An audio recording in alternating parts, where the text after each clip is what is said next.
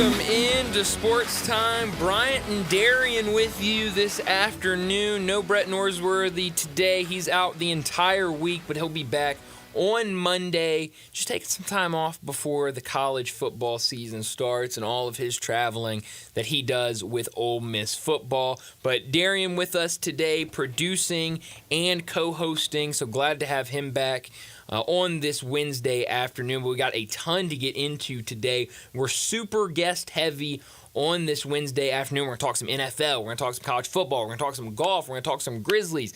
A little bit of everything today. We've got some NFL news, some college football news. So a lot to get to over these next 3 hours. But Darian, how are you this afternoon? Hey, man, doing well. It's here. Week 0. We're ready to do it. We're ready. I made my first college football bet last night. Uh-oh. Or I guess yesterday afternoon. Oh. Care to share with us? Yeah, I've been talking about it to anybody that will listen. I talked about it yesterday on both this show and Johnny's show because I want everybody to know about this. Oh, absolutely. If I go down, I want to go down in flames. Hawaii minus 38.5 against Delaware State. Okay, you're all into it. Have you seen any of this story? I need to find an update on the story because Yes. I haven't seen anything since yesterday. So I was texting with my buddy and former coworker Jay Morgan Harder. Yes, sir. The other Shout day, out to Jay Morgan. and we talk a lot of gambling and stuff we want to bet on and different things. So I sent him Monday night this tweet that I saw on Twitter that said Hawaii football is 12-2 against the spread in its opener since 2010. Wow. It's a great stat. Absolutely. They've been great against the spread. Absolutely. I guarantee you more majority of that was at home. Sure. 38.5 point favorite against Delaware State this Saturday. Okay. So I was like, let's just keep an eye on this, you know? And then he sent me the next day, which was yesterday, a tweet that said, Delaware State spokeswoman confirms Hornets missed today's 10.5-hour flight to Honolulu because of a bus snafu to JFK Airport. Quote, we're working on a plan, end of quote, she said. DSU and Hawaii football open season Saturday.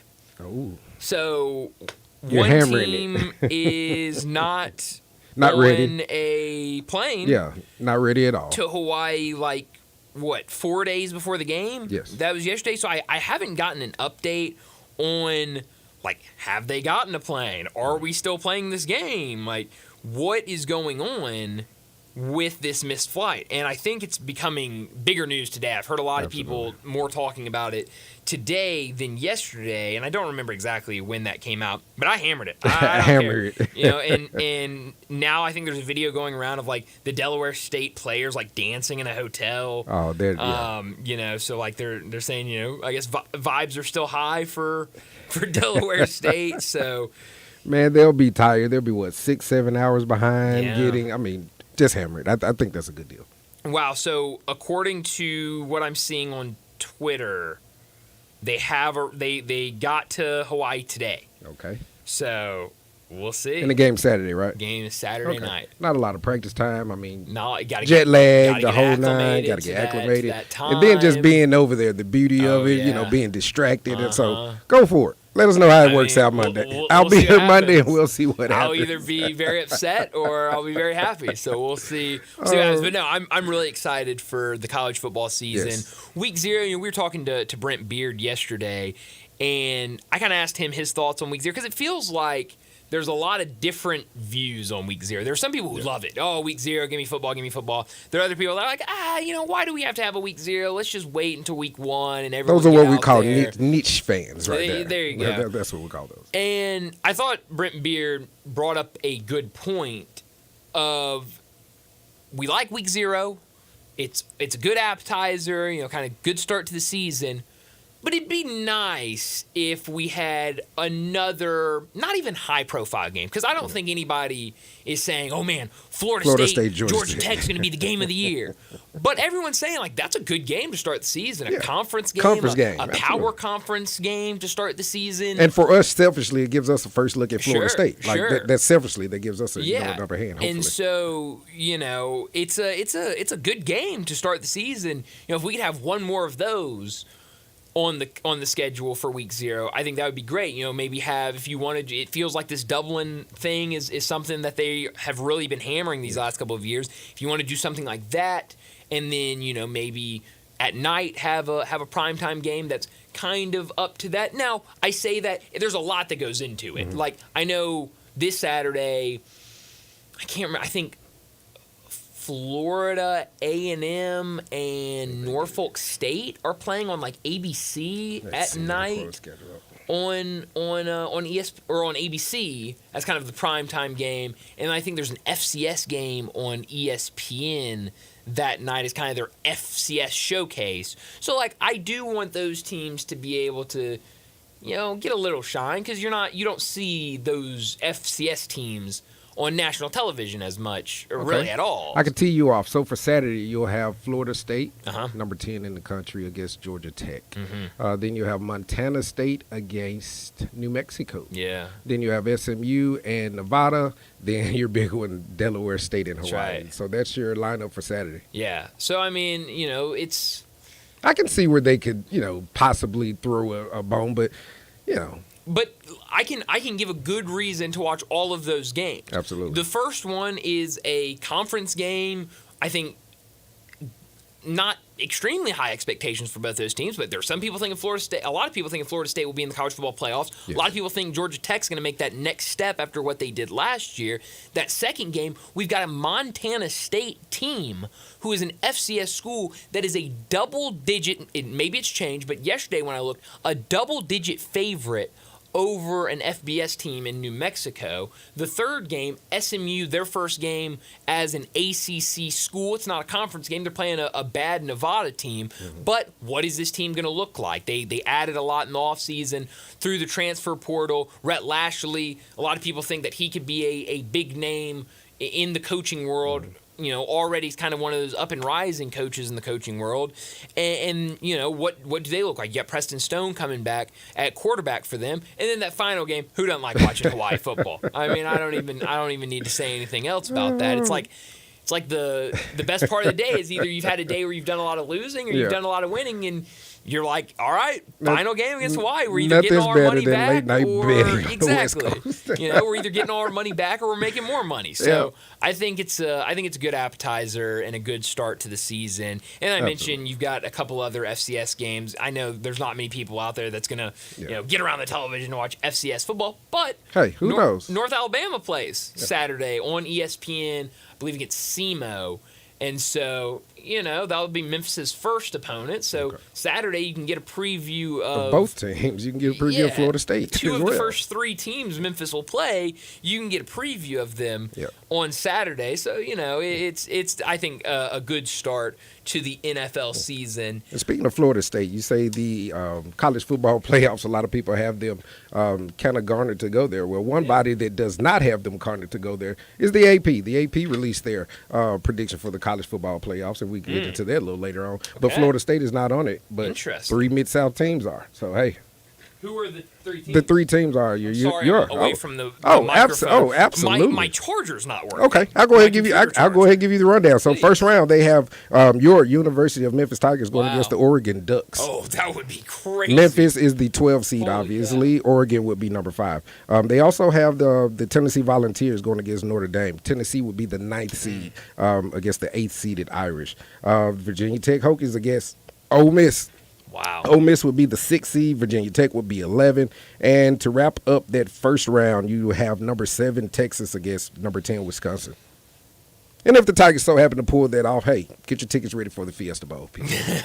So there it is. I like that. I like that. I've noticed, and maybe it's just me, but it feels like, and I don't think this is a bad thing, because at the end of the day, preseason predictions mean nothing. Zach Absolutely. and I were sitting here talking yesterday about Major League Baseball, and he said, it was Aaron Judge MVP, and I was like, It's his. yeah, it definitely feels like. I was like, but let me go back and look at who I picked Yeah. preseason for my MVP. Who'd you have? I don't remember now. We talked about it yesterday. I don't remember. But there's something stated as far as the college football deal to be in the pole position. Sure. When you're up that high, you don't have to fight as hard. You have to keep winning, but you Sure. don't have to fight as hard to keep your position. And my point is preseason predictions are great. They're fun. We love to look at them. It can get teams excited for what could be. But a lot of times preseason predictions are wrong. Absolutely. And I feel like I've seen, especially in recent days and recent weeks as we've gotten closer to the college football season, because early in the offseason, it seemed like Memphis was getting a lot of love from national media, and they're going to be the Group of 5 team, yada yada yada. It feels like now some of that is Some of the luster is going away. Yeah, It For feels like, in lieu of Boise State, you think? it feels like Boise State is a trendy pick right now. I see some Liberty, but I think a lot of people are still kind of holding back on that because of how weak their schedule is. You're seeing, some people, and this is what you're going to see a lot of, especially with the Group of 5, is because at the end of the day, here's the thing. There's one spot for the Group of 5. I guess. And right now, according to the rankings, Boise State holds it. Sure. And I guess you could make a case that if something crazy happens, maybe 2 Group of 5 teams get in. But at the end of the day, most every year it's going to be 1 Group of 5 team in the playoffs. So what you're going to see a lot of people do is trying to buck the trend of who everyone else is picking and try to go for a wild card. Brett and I have talked about Texas State maybe being a team to keep an eye on and a sleeper team for the Group of 5. And I think Brett McMurphy said Texas State the other day. So I think you're going to start seeing more of that if people are like, if it's only one team, it could really be anybody. Yeah. You just need Liberty, one team you can throw Liberty in that mix, so, you just need one of these Group of 5 teams to show out and have a great year. And so I remember when we talked about, I don't remember if it was the AP poll or the coaches poll, but when you looked at the teams receiving votes, it was like a ton of Group of 5 teams at least receiving 1 vote.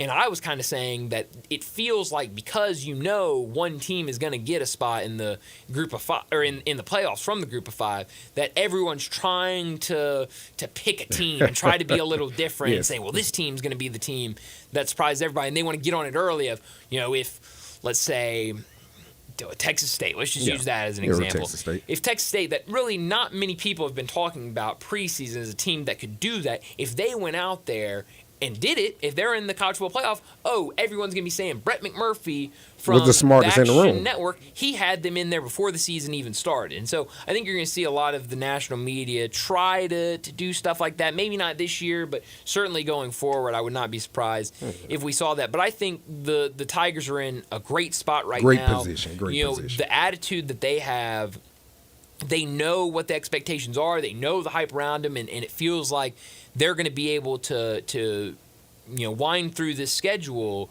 with those expectations. And those are 2 scary words you just used, hype and expectations Yes. with the University of Memphis. And how we deal with it is going to be huge, and it's going to relay on the field as well. You'll know if they're reading all the articles and things like that. Like, I have some news and notes about Seth Hennigan. Yeah. Like, if he's reading everything that everyone's saying, he may not have such a great year. So keep the books closed, stay off the internet, things like that. Just stay focused. Yeah, well, and something that I think is interesting is I've heard Ryan Silverfield say it. I've heard even some of the players say it, like in interviews. I remember spring game, they did a lot of the player interviews as well.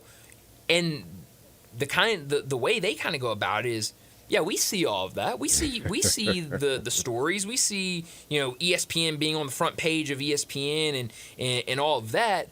But we're ready for it. We know that that's going to be there, and we just have to deal with it now. And we've got to get through this season as that team that's going to have all of that hype. And so, it feels like they know it. But at the end of the day, maybe having a chip on your shoulder is not bad. If, hey, early in the offseason, everybody was talking about you as being that team, and now it feels like they're kind of going away from that. And I will say, I think the Tigers have a great opportunity. I'm very excited for the season and what they can do, but we cannot overlook some of those road games in this conference One slate. game at a time, One sir. game at, and One that's game kind at of a been the motto for this team for the last couple of years is, just taking it one game at a time, 1%, whatever it might be. And so I'm excited. But you look at the, in conference play, I think everybody knows Florida State. Everybody has that game circled.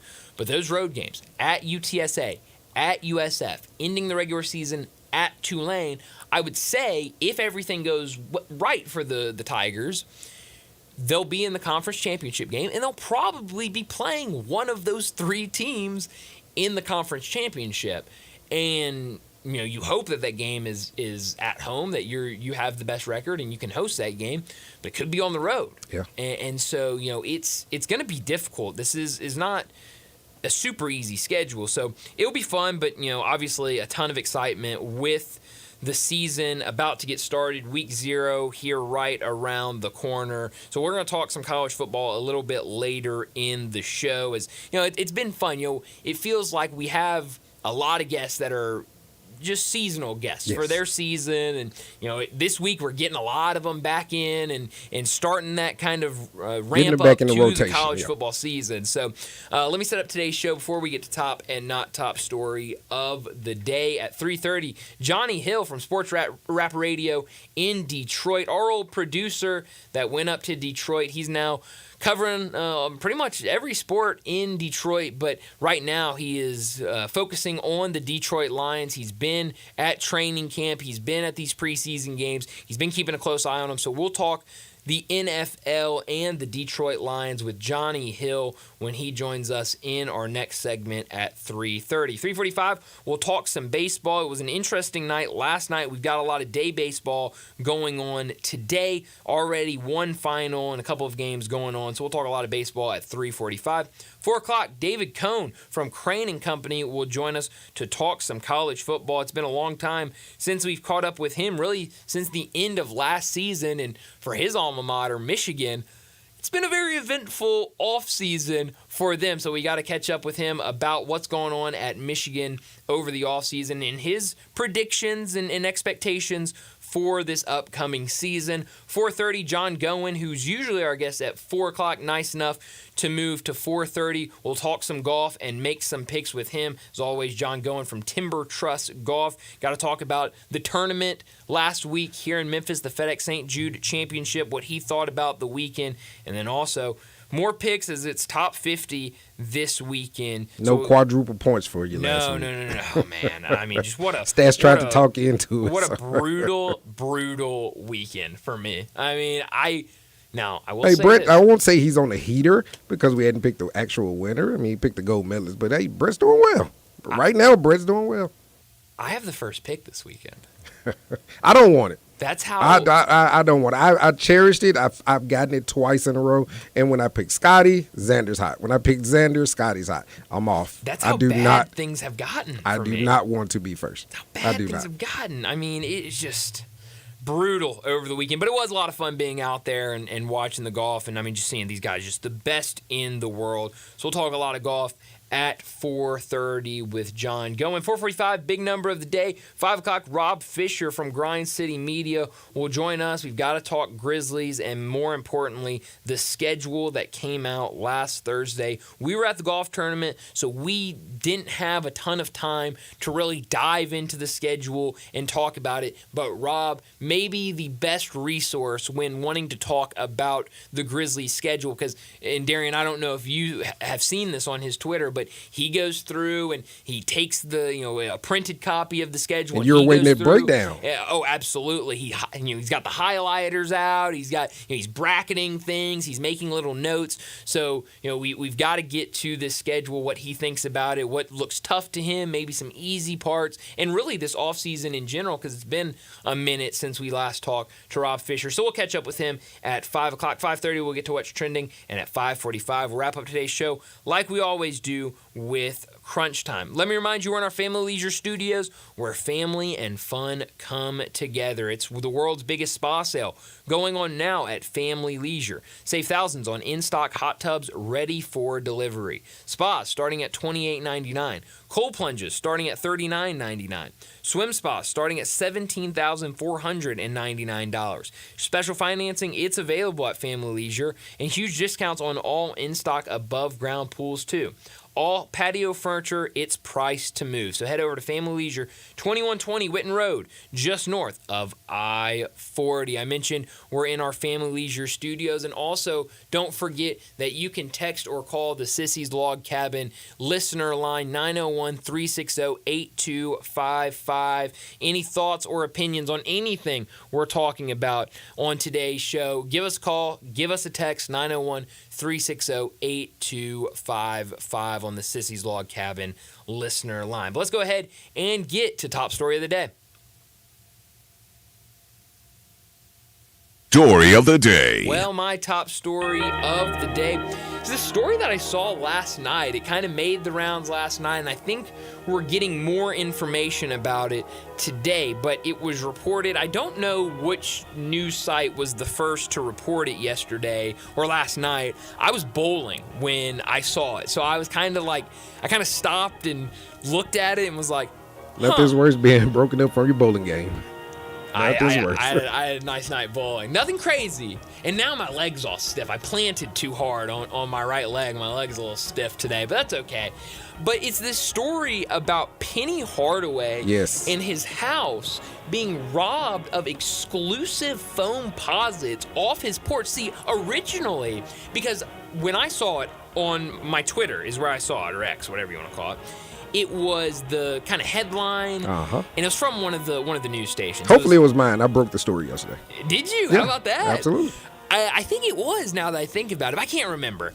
It was the headline, and then it was a picture of the suspect. Gentleman with the baskets. With the baskets. Yeah, and the brown boxes inside the basket. The boxes were huge. Huge. And so in my mind, I immediately said, wow, somebody broke into Penny Hardaway's house and stole shoes? Porch That's pirate. Crazy. Porch pirate. He got them off the front porch. So Amazon, FedEx, whomever it was, leaves these stack of boxes. And I can only believe how many boxes Penny Hardaway gets from the company said Nike. I'm pretty sure it's every day. And of course, having children, so on and so forth.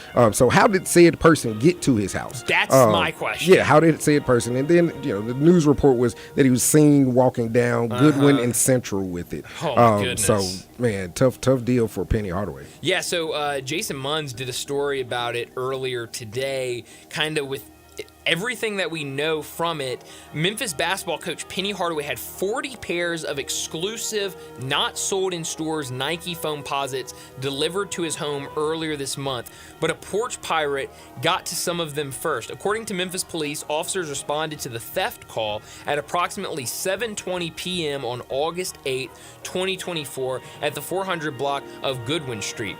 A copy of the incident report obtained by the Commercial Appeal on Wednesday lists Hardaway as the victim. Property records show Hardaway purchased a home in the 400 block of Goodwin Street in 2019 for $4.25 million from former University of Memphis president and current trustee R. Brand Martin. It goes on to say 14 pairs of one-of-a-kind sneakers designed especially for Hardaway, for himself as well as friends and family were taken, according to the incident report, which also lists the estimated value of the shoes at $2,100. So, yeah, like you said, a porch pirate sees these boxes, grabs them. Who knows if he even with a shopping cart. Yeah, with a shopping cart. Who knew if he even knew what was in the boxes or that it was Penny Hardaway's house? Like, who knew what he knew? I mean, imagine him not knowing what it is. He just sees a big box. He's like, that's got to be worth something. Yeah. Puts it in his shopping cart, goes off somewhere, and then finally opens just starts the box. meandering down the street And with it's a bunch of exclusive foam pods. I mean, a wild story. Not the story I expected to see on a Tuesday night, but here we are. Absolutely. And my top story is all eyes on the starting quarterback of the Memphis Tigers. Seth Hennigan has been named to now 7 watch lists. So that definitely means that all eyes are on him. So the watch list, the Maxwell Award, the Campbell Award, the Reese's Senior Bowl Award, the Davy O'Brien Award, the Johnny Unitas Golden Arm Award, the Manning Award, the Earl Campbell Taylor Rose Award. Pretty big list, yeah, for the all-time leader in completions and yards for the University of Memphis starting quarterback. A lot of eyeballs are going to be on him. How does he handle it? Will he come out with class, or kind of fall back to the pack? We all are hoping that he rises to the occasion and that puts forth a great season for us. Yeah, I'm excited for this year for Seth. Definitely. I mean, when you talk about in this day and age of college football, experience is what you're looking for, and to have a quarterback that's been going to be a 4-year starter at the same school that he started with, you don't see that a lot in this age of college football. Not top story of the day. Well, my not top story, Darian, we may have the same. Cardinals. I mean, we might. It is baffling where this team is right now, where this franchise is right now. No answers, I mean, really, I don't even know what to say about him, Darian. I mean, it's been kind of a roller coaster of a season. I think last year with everything that happened, it was, okay, well, let's see what they do in the offseason. You've got to make improvements to this team. You get to the offseason, it was a move here, a move there that you kind of like, but at the end of the day, it was that enough to move the needle? And then the season started, and you had that series against the Dodgers, and for everything considered, played well against the Dodgers, and you're going, absolutely. Okay, let's see what happens. They started the season, looked good. We were always saying with guests and everybody, they're punching above their weight limit. Yeah.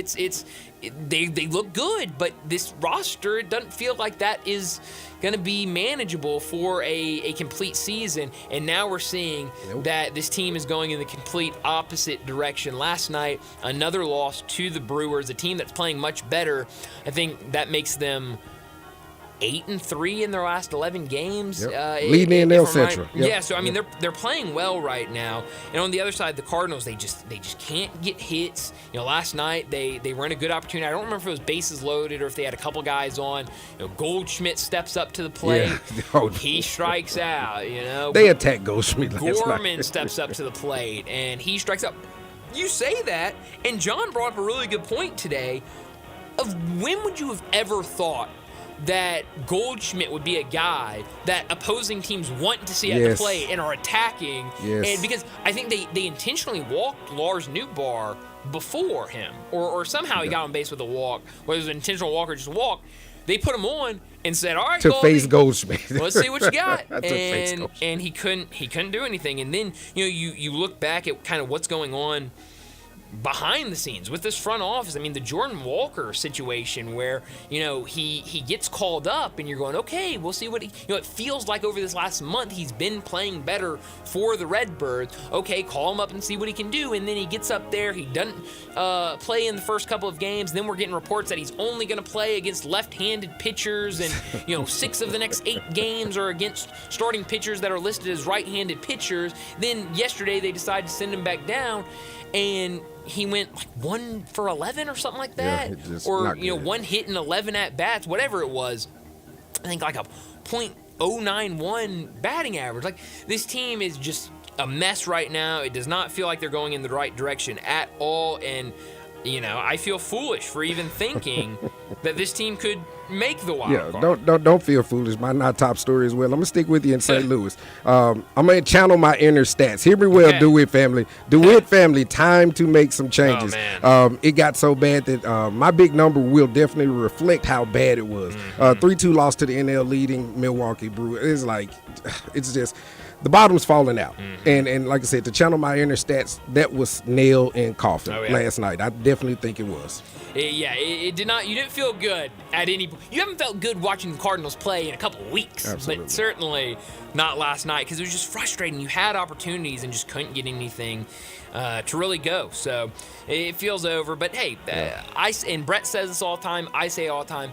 Major League Baseball, I think, is in a good spot right now. If you just want to watch baseball, the games are entertaining. There's good storylines. So obviously sped up. It doesn't take so Sure. long. I mean, that's the elephant in the room. The game Absolutely. moves faster. Absolutely. That'll do it for top and not top story of the day. Let's go ahead and get to our first break. And when we come back, we're talking some NFL. We're talking some Detroit Lions with Johnny Hill. We are real sports talk. Sports 56 WHBQ.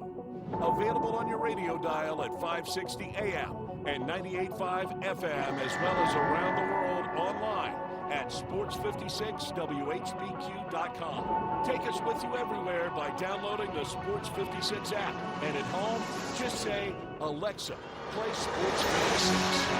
Wherever you are, stay tuned in to real sports talk.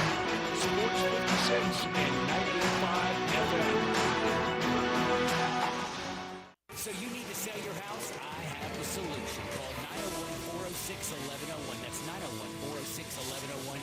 Call my buddy Bill and I buy houses. Any house, any area, as is. It's literally as simple as that. Just pick up your phone. Call 901-406-1101. That's 901-406-1101. Call my buddy Bill and I buy houses. Guaranteed to close in 5 days. If you need to sell your house fast, call Bill at 901-406-1101. That's Bill at I buy houses. You or someone you know or care about has dealt with a difficult divorce. When facing divorce, you need the attorneys at Rice Law.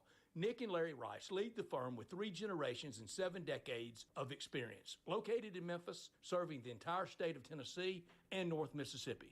Rice Law is who you need to call. Simple or difficult divorce, they know how to handle it. Call Rice Law at 901-526-6701, or for more information, visit them at aboutdivorce.com. That's aboutdivorce.com. Hi, this is Troy Fiveash, owner of Fiveash Roofing. In these uncertain economic times, there are so many things as a contractor and a business owner that I cannot control. The rising cost of materials, not to mention fuel and transportation costs. In the last 2 years, shingle prices have almost doubled, and commercial materials have doubled. And I don't have to tell you what fuel costs these days. But you know what I can control? How much markup I put on a project. I have always prided myself in knowing I never gouge a customer. But in an effort to ensure my crews have work and my customers are being treated fairly, I have lowered my profit margin, hoping to give you a price you can live with and keeping my crews busy. So if you need a roof or gutters, please give us a call. Five Ash Roofing, fair, honest, and ethical. Five Ash Roofing, a proud sponsor of Tiger Athletics and a member of the Tigers home team. 367-0050 or memphisroofer.com. 367-0050 or memphisroofer.com.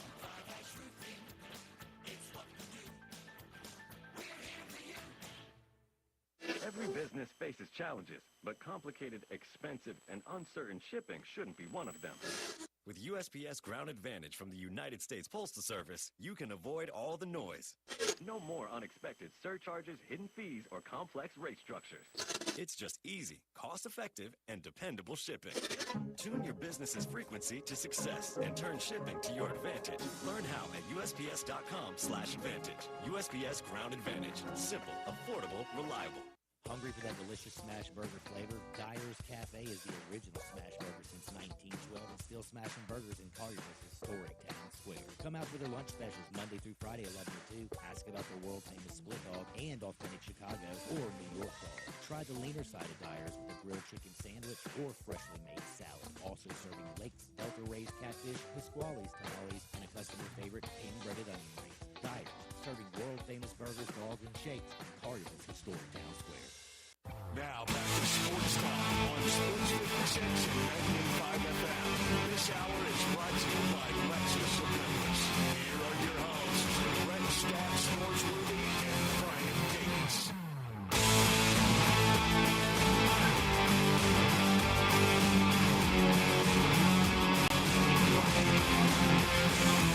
Welcome back into Sports Time. Bryant and Darian with you in our Family Leisure Studios. Brett's out this week, but he'll be back on Monday to really get things ramped up for week 1 of the college football season. But joining us now, our old buddy Johnny Hill. He produced for us.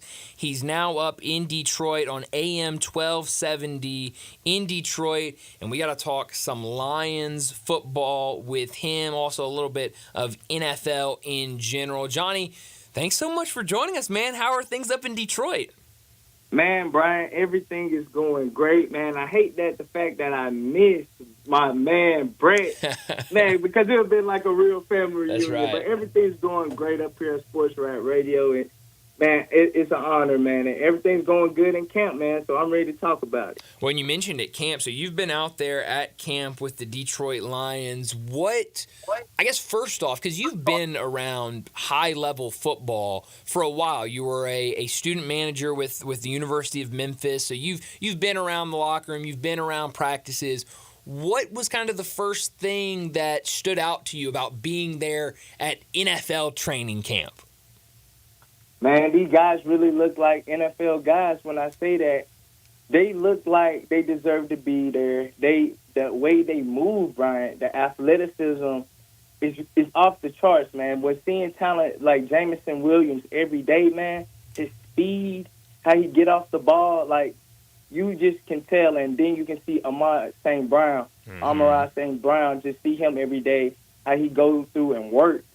It's obvious that it's levels to this, man. So that's the biggest thing I would say, like the athleticism part and the IQ and the work ethic that each one of them talk about. Yeah, no, absolutely. Well, kind of one of the big storylines, at least in training camp for the Detroit Lions, has been the injuries. It's been a lot of injuries in camp. I mean, just kind of looking at some of the notable ones, Terrion Arnold went down with an injury. You got Jahmyr Gibbs. That's kind of been the headline. That's kind of been the biggest injury in camp. Sam Laporta's been a little banged up. Penei Sewell went down with an injury, I think today, left practice with a foot injury. What can you tell us on the injury front, specifically with some of those bigger names like Jahmyr Gibbs and Sam Laporta? Man, when going through it, Brian, them injuries, the thing is, man, we just don't want to go into the season banged up like that, right? If it happened here or there or in camp, it's okay, because people go into the season banged up. Right. But the way how Dan Campbell he operate his practice, man, it's padded, and they hit every day, man. So the fact of the matter is this, man. Injuries like Jahmyr Gibbs, they really need him to do his thing this year because, Brian, if I want to be honest, they don't have a number 3 receiver right now. They're looking for that, and they're looking for him to take on that role of being a dual threat, running the ball and receiving the ball. And when looking at Sam Laporta, that's another big loss if it lingers too, Brian. He had an all-pro type of year as a rookie. So they do not need injuries like this. And Penei, I'm not really too worried about Penei because he was like them guys weren't going to play the final preseason game anyway. But the thing is, guys like Terrion Arnold been banged up the whole camp, man. Whole camp he been banged up, getting concussions here or there. Him and St. Brown going at it in practice, getting concussions here or not wrapping up properly, right, man? There's certain things with him that he needs to be more durable. That is one thing that do concern me when it comes to Terrion Arnold. He just haven't been durable, man. That's a problem for me. Hey, Johnny, this is Darian here. What's going on, man? How you doing, man? Hey, doing good. So, looking at your team and your division, I mean, it's wide open from a quarterback position. I mean, the Vikings have had a quarterback to go down. The Bears have a new quarterback. Green Bay has a newer quarterback. He's been in the building for quite a while, but last year was his first year. So, my question to you is for your quarterback. Your quarterback being the senior quarterback in the division, what does he have to do from a progression standpoint to get back to the NFC Championship? What he has to do, Jared Goff just got to just put the ball in the weapon's hands, man. If I want to be honest, man, that's a great question, but I'm going to tell you right now, Jordan Love is coming. He's really kind of already here if we want to be honest. But Jared Goff, when looking at Goff, he needs to just put the ball in their hand, man. One thing we know about Goff, he's a check down guy. He can throw bombs here and there. He can throw the deep ball, but he really loves intermediate routes. So give the ball to St. Brown. Give the ball to Sam Laporta. Give the ball to Jahmyr Gibbs out the backfield, and just let your weapons just work. Goff, he won't mess it up. He been to a Super Bowl. That's on his resume. Mm-hmm. But the way how he got to the Super Bowl in the past is how he gave the ball to his weapons. And he just need to do the same thing. Give the ball to his weapons and don't mess it up. Yeah, you're right, because last year I really think he took the stance of leading the team, and I totally understand where you're coming from the Rams standpoint. He was more of a game manager. And last year, I think he, to quote your coach, I think he bit off some kneecaps last year and took a few steps progressively wise. I don't know if you can see us, but unfortunately he fell, just a few plays short to a team in the West Coast. But I definitely like the progression and the path that team is on. Yeah, man, I love the path too. You can easily say that how the Lions is built right now. The Lions got a 3-year window to really get this thing done, if I want to be honest, man. Because like I said, the Packers are coming. The Chicago Bears. I know, Brian. You how you get down, man. I know you've been watching preseason. Oh man, Caleb Williams really looks like he's coming for the NFL this year on a C.J. Stroud type of run, man. So them two young quarterbacks and J.J. McCarthy, before he got hurt, he really looked like he was going to be the the starting quarterback for the Vikings. So the Lions got a 3-year window really to get it done until the other teams really start coming. Well, you bring up, and both of you bring up an interesting point about this division. You look at the quarterbacks they have. You look at these teams in general. I think Detroit over these last couple of years have been improving, and I think you got to imagine it's going to be a good team this year. You look at Chicago with kind of not even a rebuild, even though they had the number one pick. They had 2 picks in the top 10. I don't think anybody's calling this a rebuild. Maybe I don't even know. I don't even know what you would call it, because they went out and made a lot of offseason moves. You go out and get a guy like Caleb Williams. You've got receivers out there. It feels like they could be a successful. Call it retooling. Yeah, maybe a retool. Yeah. You look at them. They could do something. You mentioned Green Bay and Josh Love and what he is as a quarterback already, or Jordan Love. I don't know why I call him Josh Love. And then Minnesota, I'm questioning at quarterback, but I think the rest of that team looks pretty good. How good can this division be in this NFL? Man, Brian, I would say for sure it's top 3 to me, man. Because what other division, especially in the NFC, besides the 49ers, the 49ers division with the Rams, with the Seahawks, and the Cardinals, that's probably the only other division in the NFC.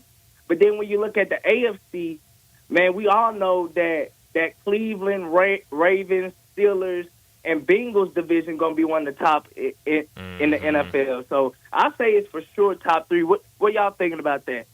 Yeah, I mean, I really like this division, and even if it's not, even if something happens and there's divisions better than it, I think it's going to be a really fun division. I think anytime there's a divisional game in this division, it's going to be one that you're going to want to watch, because I think any of these teams can win on any given day. So I'm really excited about it. But Johnny, we got to let you go here in a second. So maybe the last question or two: who's maybe a guy that you've seen at camp that maybe nationally isn't getting a ton of attention, but you think could be a key player for Dan Campbell's team this year? Man, one guy, especially on the defensive end, I will say is Brian Branch from Alabama, man. He plays safety right now, but how they are using him, Brian, is kind of like how Tyrann Mathieu was used when he first got to the Cardinals. He's playing nickel. He's playing outside corner sometimes. And he is also playing strong safety. He's a true DB, man, and that's a guy who they need to have a Pro Bowl type of year to really give the Lions over the hump this year. We need some more help, and that's one guy who can be a national name. I like that. I think it's a really good pick. Last thing for you, Johnny. Have you taken time at all to try to make your predictions for Super Bowl picks? Oh, Brian, I've been thinking, but right now, I'm going to say I know this. you got the Cowboys in there for the NFC. Who doesn't, right? Exactly. Yeah, who doesn't have the That's Cowboys in? Oh, man, Brian, no. We Tell can't them have the again, Johnny. Tell them Cowboys no. in there. No, Brian. Huh. No, but I got the Chiefs going for the AFC. I see them win the Super Bowl again. Wow. And So you have a three-peat, Johnny. I got a three-peat. We about to witness history. We're gonna witness history, man. We're gonna see this three-peat. And from the NFC standpoint, Brian, I have the Lions in it again. I have the Lions in it. Okay. No bias after what I've seen. I have the Lions. If I didn't have the Lions, I had the 49ers going again, despite all the problems with not Debo Samuel, but Brandon Ayuk. That's who I had.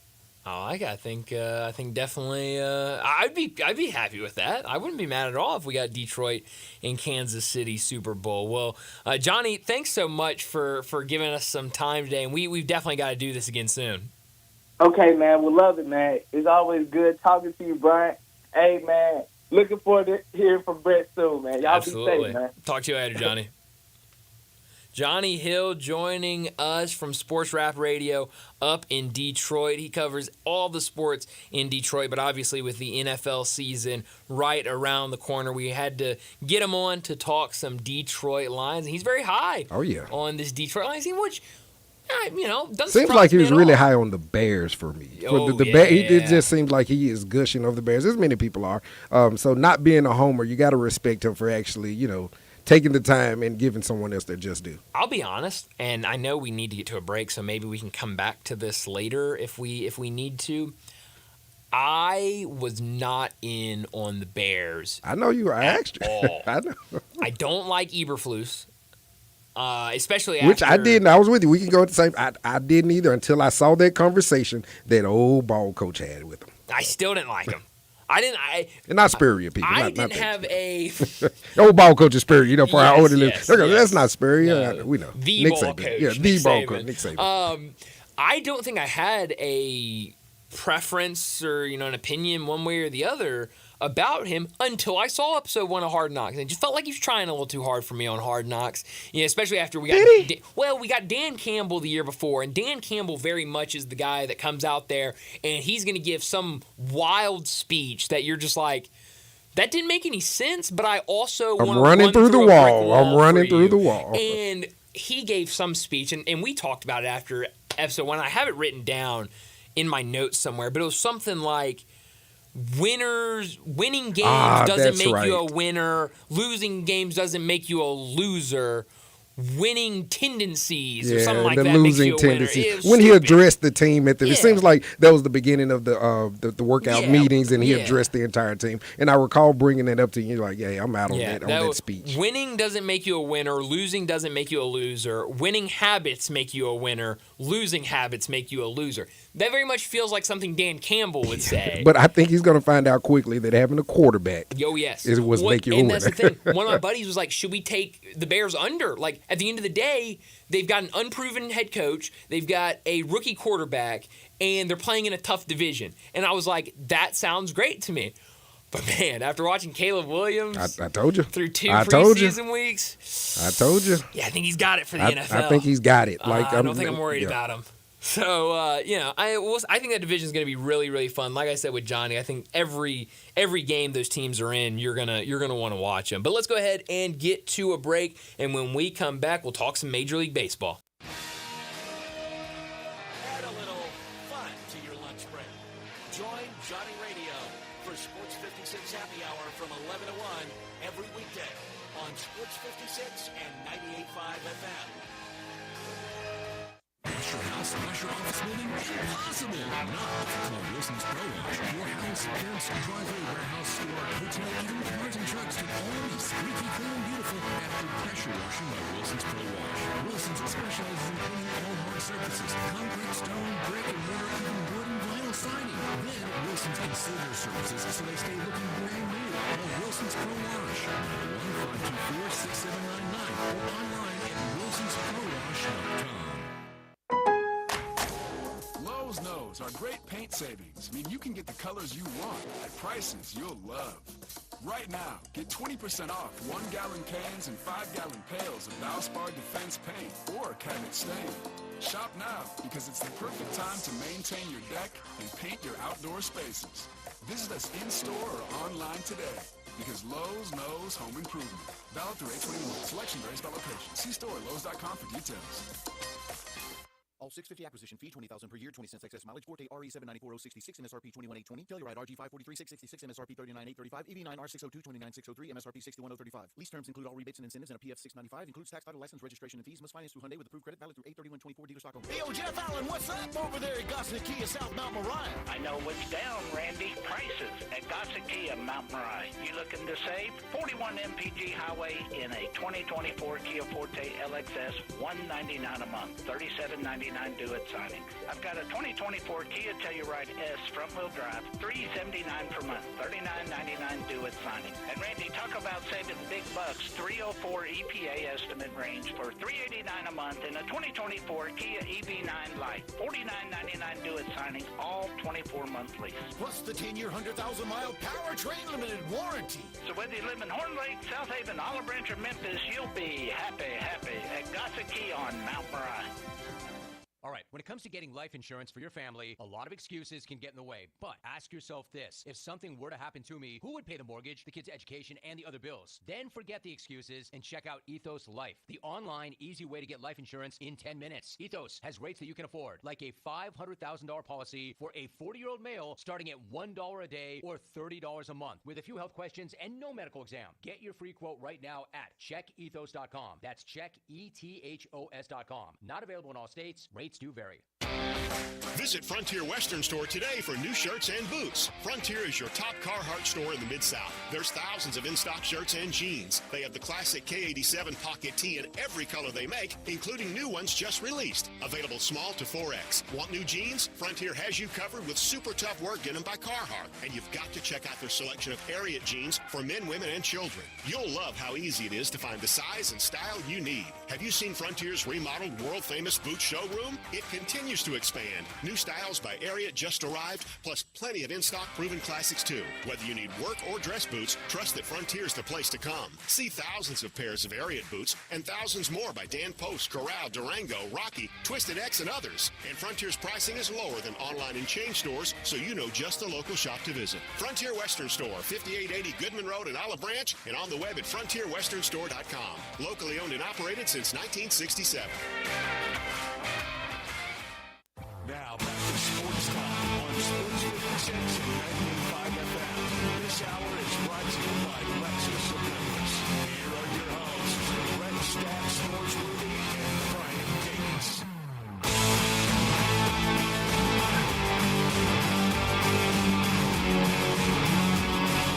We're about to talk some Major League Baseball, but had a really good time talking to Johnny. He's up in Detroit now covering the Lions, and we were talking about that division and the different teams, and I said, I don't really know how to describe Chicago, because usually when you talk about teams that have the number one picks, team's really bad, it's a complete rebuild, it's whatever. It's like, but I don't know if I want to call this team a rebuild. I guess you could call it retooling, would be probably what you would say. But John texts in, he goes, just call it an upgrade in Chicago. It's called an That's upgrade. exactly what it is. It's called an upgrade. I mean, but according to you, upgrade everywhere except the head coach, right? Yeah. They just kind of stayed the same at head coach. I was with you on Eberflus, but when you have mentors, when I see your mentor is the GOAT, you kind of get some buy-in from me. And like I said, that's fair.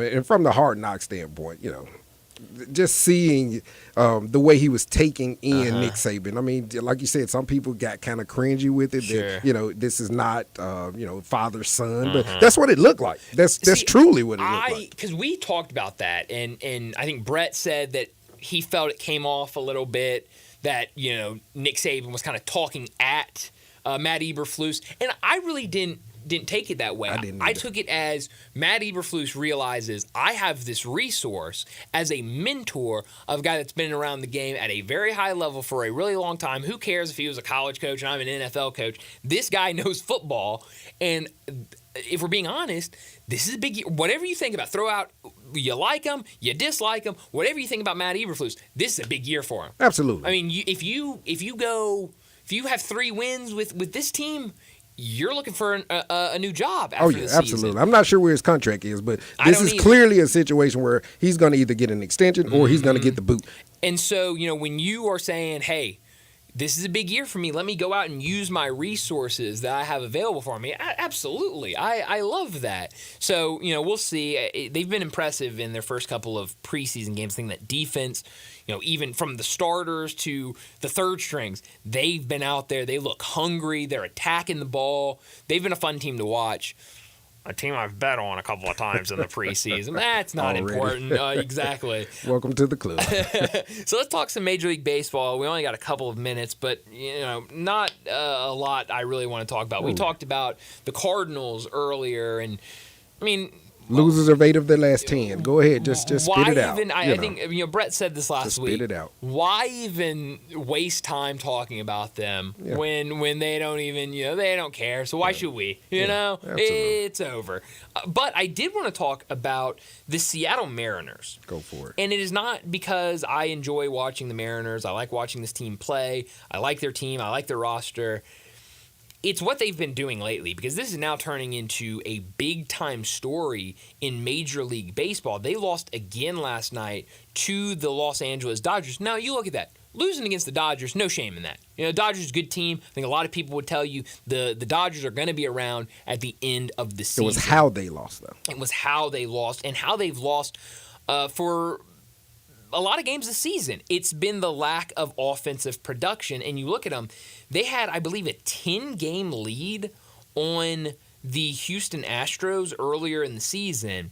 Now the Astros first place in that division. The Seattle Mariners 6.5 games back in the wild card. They're 64-63 on the year. 3-7 in their last 10 games. Last night, they had the lead late. I think it was like a 3-1, 3-2 lead. I know Jason Hayward came up and hit a 3-run shot as a pinch hitter that got them. They're just not scoring runs this year. And Jerry DiPoto, who is the president of baseball operations, he talked about the recent struggles, which is mind-numbing that he is talking right now, and I can't remember the exact quote, but he had a quote at the end of the season last year when it was a disappointing season, and he was basically like, deal with it. Mailing it in, they'll be all right, and kind of talking at the fans of like, I know more baseball than you'll ever know, which might be true, but still, it's not what you want to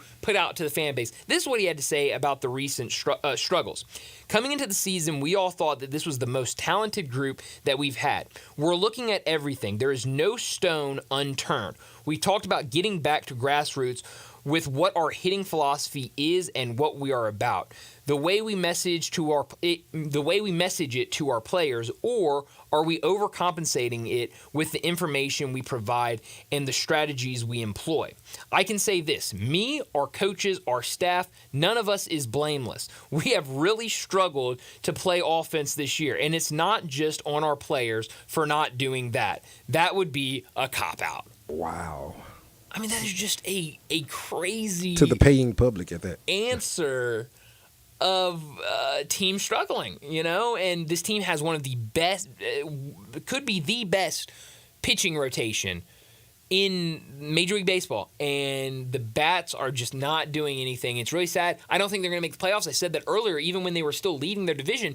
I didn't think this team was going to win the division, and I would not be surprised at all if they don't make the playoffs. Don't think they're going to make the playoffs, and there are going to be some big changes in Seattle if that happens, because we all were talking a couple years ago of this being that golden window in Seattle. They got the young star in Julio Rodriguez. They've got the players around him pitching. They've got young pitching in the minor league system. Give it a year or two, and they'll be up. And they've squandered that, and it's getting really ugly over there in Seattle. So I wish we had more time to talk baseball. We might come back to it because I did have other things I wanted to talk about when it comes to Major League Baseball. But we need to wrap up this hour and get to a break, because when we come back, David Cohn from Crane & Company, he'll join us to talk some college football.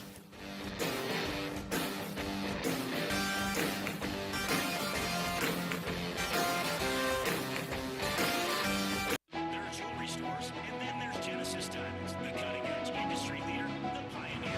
Hey, it's Eric Hasseltine, and it's no secret that jewelry stores across America watch what Genesis is doing.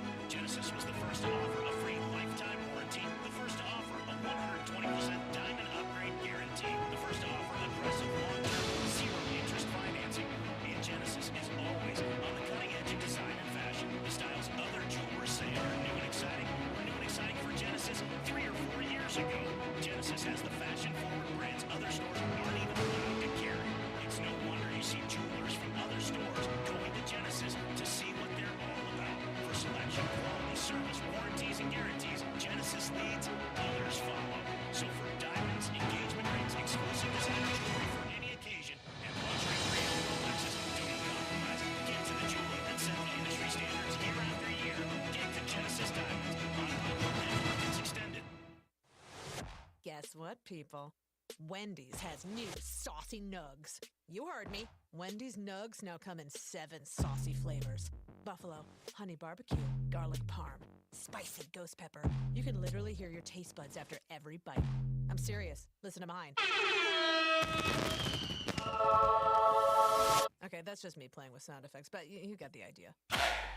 For a whole new way to nug, gotta be Wendy's. Participating U.S. Wendy's. Jenkins Floors and More invites you to their retail warehouse where they pass wholesale savings on to you. Jenkins Floors in Little Rock, Cleveland, Mississippi, and now open in Horn Lake at 2356 West Goodman Road. Specializing in flooring and carpeting, tile, plantation shutters, and blinds, Jenkins makes your life easy with a 2-week turnaround. Contractors, builders, or family projects, call 662-469-9350 for a free estimate. Owners Timmy and Rebecca Jenkins say hello to Sports 56 fans and look forward to your business. Make your next grill your last with a Big Green Egg. Smoke, bake, roast, sear, and grill, all with a lifetime warranty. Save money on fuel, eating out, and replacing expensive grills that cannot match the flavor of the Big Green Egg. Ready to cook in only 10 to 15 minutes with temperatures below 200, above 700, and anywhere in between with ease. Change your at-home cooking experience for life. Go to shop.biggreenegg.com.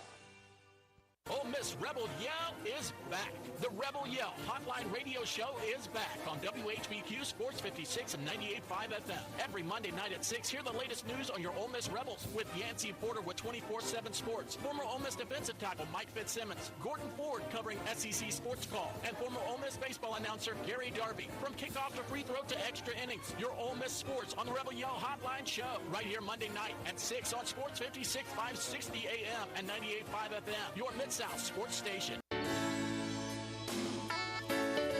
Listen Sundays at 11 a.m. to join Idlewild Presbyterian Church for worship. Idlewild is a PUC USA church located in Midtown Memphis. This hour brought to you every day by Lexus of Memphis at 2600 Ridgeway and online at lexusofmemphis.com. Call them at 901-334-9673. Great offers on all 2024 models and always special leasing options. Drive in luxury and confidence knowing that every new Lexus comes with complimentary first and second maintenance services. Stop by the one and only Lexus dealership in town at 2600 Ridgeway and put yourself in the driver's seat of the all-new 2024 flagship LS500, and you'll be looking and you'll be driving in style. When you purchase a Lexus, you get top-of-the-line engineering and design, and that makes for the luxury driving experience. Online at lexusofmemphis.com. Experience amazing at Lexus of Memphis.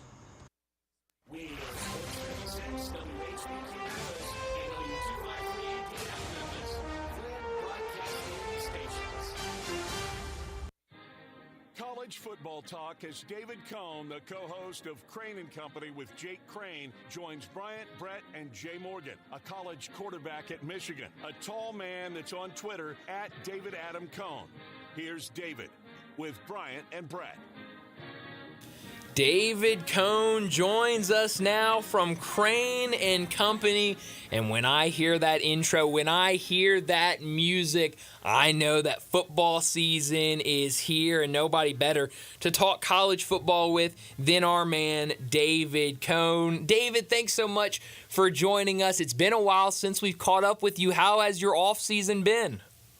Fellas, I'm so excited to hear that music playing because I know college football is right around the corner. Everything's been going great here. I hope the same for you guys. Yeah. I'm just excited to kick off another season. And as always, thank you so much for including me this fall. Absolutely. We love having you every year talking college football. And we hear that music. We know your alma mater, so we got to get into it. This offseason has been strange, to say the least, for Michigan. New head coach, and the NCAA continues to try to knock on the door and hand down different things. Jim Harbaugh gets out of nowhere a season suspension from the NCAA and a show cause if he ever returns to college football. That was not even involved with the sign stealing. It was something recruiting back during COVID. What have you made of this offseason for Michigan? Kind of odd for the NCAA to suspend a coach for a year when he's coaching in the NFL now. You know, even after the NCAA president, Charlie Baker, has said, knowing all the information that we know now that he knew at the time, when he said in January that no one believes Michigan didn't earn their championship fair and square. And I know you're talking about COVID things, and you're not allowed to eat cheeseburgers in Ann Arbor, and there's all sorts of stuff that's going on. But, look, I think that there's just a lot of hard truths that need to go around with that situation. One, for Michigan fans, I think we do know now that Connor Stalions broke some NCAA bylaws, whether knowingly or unknowingly, whether he thought he found a loophole and there was a gray area that he was getting around, or whether he just outright knew the rules and said, I'm going to go advance scout opponents and wear disguises. Whatever the answer to that is, he broke NCAA bylaws. And so in the greatest season in Michigan football history, it hurts for Michigan fans to understand that, because it's a proud program, and integrity and being a Michigan man means so much. On the flip side of that, I think a lot of football fans around the country, the hard truth for them to hear is that Connor Stalions didn't need to see a single signal or go scout Central Michigan and Michigan State for them to be the best team in the country. They didn't throw a single pass in the second half of Penn State, beat them on the road. They beat Ryan Day for the third straight year. They won the Big Ten championship by, 27 points. They won the national championship by over 3 touchdowns. Oh, and along the way, they just happened to be the very final loss for Nick Saban in his college coaching career. So, yeah, like you said, a lot has changed, a lot of new faces. But for the Michigan football identity, which is what I'm so interested to see about, that's what's going to be the main question. Who's going to play quarterback? I have some new information on that we're going to be talking about on Crane and Company tomorrow. How is Wink Martindale, who's coming in from the New York Giants, how's that defense going to look after the last guy, Jesse Minter, followed Harbaugh, and the guy before that's now the head coach of the Seattle Seahawks? And then is there any complacency following an undefeated national championship season? That's what I'm so interested to see. But Sharon Moore was the right guy. He was the right hire. It's going to be smash mouth football still in Ann Arbor, and we're not going to have to wait long to find out. Texas, week 2 in the big house. I can't wait. Well, you mentioned that. I mean, plenty of storylines to follow with this Michigan team, and definitely some questions on this roster and with this team. But prediction-wise, how do you think this Michigan team, this new era of Michigan football, will fare in the Big Ten this year and look this season in college football? Preseason top 25, but they feel like the team that a lot of people are picking out as, maybe the team that's, not around in the college football playoff, or the team that, might have that bad team out of the top 25. What do you see this Michigan team doing? Michigan is the most difficult team to predict right now in the preseason. I put Notre Dame up there as well, and I also put Miami up there. Yeah. But Michigan in particular, because unlike those other two schools, you got a new head coach, and the guy who really revitalized that Michigan program, Jim Harbaugh, is no longer there. And it's all well and good that Sharon Moore is his protege, and that he was the offensive coordinator, and that he filled in when Jim Harbaugh was suspended in those games. But it's a lot different to go through as the guy, as the head coach for a season, and you add in the fact that your quarterback last year, J.J. McCarthy, went number 10 overall, and you're having to replace that. Now, the good thing for Michigan is, a lot of those games, they weren't winning just because J.J. McCarthy was throwing the football all over the yard. This isn't a situation like Washington trying to replace Michael Penix Jr., for instance, right? Like, we know that Sharon Moore wants to run the football, and while it does hurt to lose Blake Corum and a lot of the offensive line, what I'm hearing out of Ann Arbor, the offensive lines, they're new starters, but they're not new guys. They're old guys who just have been biding their time, and also they're going to be the biggest offensive line in the country. You bring back Donovan Edwards, who showed out in the national championship, and then if it's Alex Orji, you're going to have a lot of Jalen Milroe-type vibes with him, and I think that you're going to have a lot of Q power, a lot of quarterback in the run game, which is what Sharon Moore wants to do. If it ends up being Davis Warren, I've heard Jack Tuttle is dealing with some injuries this camp. Who plays quarterback is going to matter in some of the biggest moments of the season, but it's not going to matter against a lot of the teams Michigan plays, because Michigan's going to return the best defensive line in the country, in my opinion, certainly the best defensive interior when you talk about Mason Graham and Kenneth Grant, and then possibly bringing back the best corner in the country in Will Johnson. So on defense, we know what they're going to be. We know they're going to have a run-first identity. Can they get stable enough quarterback play to be able to punch above their weight in those 3 big games. And right now, Michigan is going to go into at least 3 games as the underdog. That's going to be Texas in week 2. That's going to be when they host Oregon in the middle of the season. And that's going to be the very last week when they go play that certain team in Columbus, Ohio. And everybody knows what I'm talking about. So those 3 games, to me right now, guys, 9-3 does not get you in the college football playoff. And that goes for Michigan, that goes for Notre Dame, that goes for Texas, that goes for the biggest brands in the country. I really feel like 10-2 right now is the cutoff number. So can Michigan hold serve in the games they need to against the USCs of the world, against teams like that, but then punch above their weight and beat one of these teams that they're not supposed to, Texas, Oregon, Buckeyes, something like that? If they can, they're going to make the college football playoff.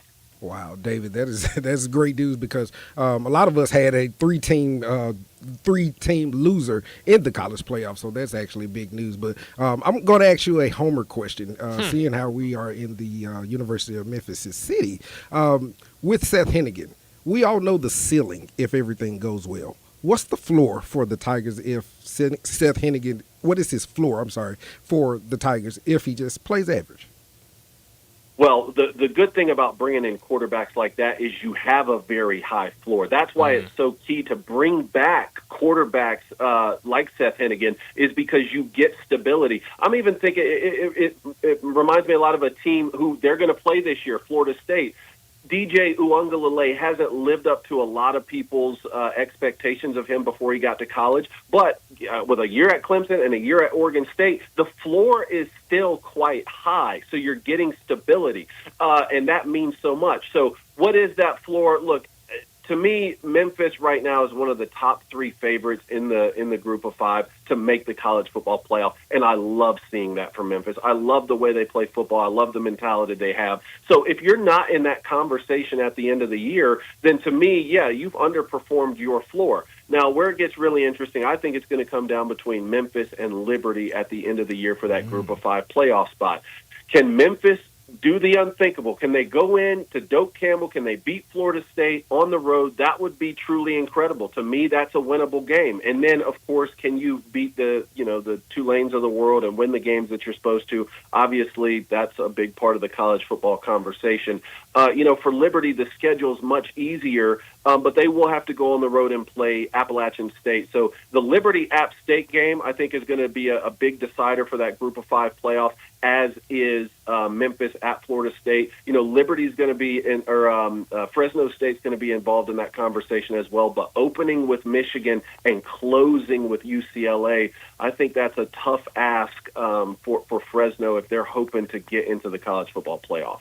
I'm glad you brought up Liberty because I think it's an interesting conversation that I've heard some people have this offseason when you talk about these group of 5 teams to fill that spot in the college football playoffs. Last year, we saw Liberty as the group of 5 representative in the New Year's 6 bowl game against Oregon, and against that Oregon offense, it was over before it even started. Now you look at this Liberty team, again, they come in this season, a lot of people say they have the easiest schedule in college football.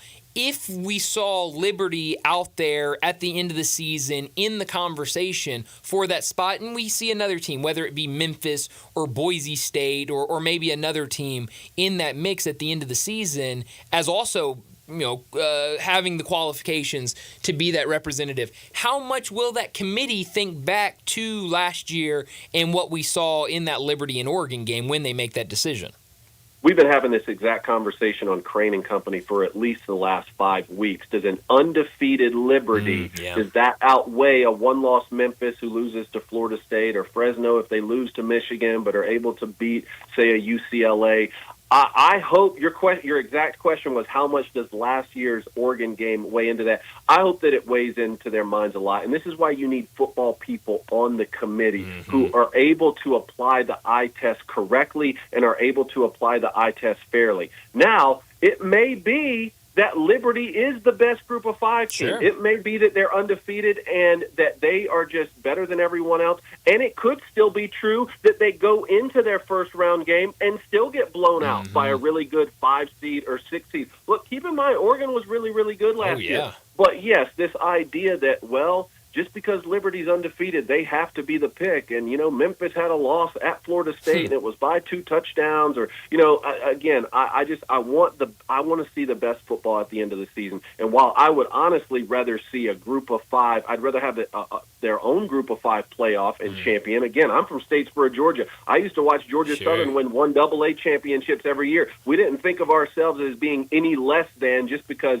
Georgia Southern lost to Georgia, but then Adrian Peterson and Greg Hill were running all over people winning the 1 AA championships. I'd love to see that again. But since there is this mindset of, oh, no, that's secondary, we need to compete in the college football playoff, and if they're going to get that automatic bid, then I want to see the best teams make it. Absolutely. And hopefully we will see that, which is why that Liberty and App State game is so crucial this year. Yeah, you're absolutely right. I know y'all have been doing predictions this week on Crane and Company. I believe y'all went through the SEC today. I want to get to the SEC in a second.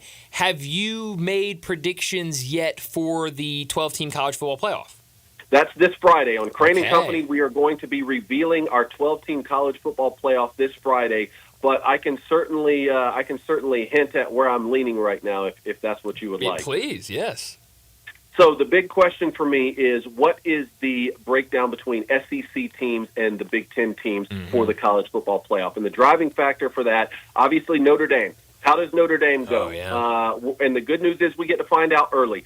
Road game in College Station at Texas A&M. As we sit here right now, Texas A&M is favored in that game. And this quarterback matchup of Riley Leonard coming in, and maybe your listeners didn't watch a lot of Riley Leonard because he was playing quarterback at Duke, but I'm just telling you right now, the kid can flat out play. Then Mike Elko, who was his coach, is now the head coach at Texas A&M. He's going to know all of his strengths and weaknesses, and he gets to coach up Connor Wegman. Look, Connor Wegman beat out a really good Max Johnson, a really good Haynes King, who's now at Georgia Tech.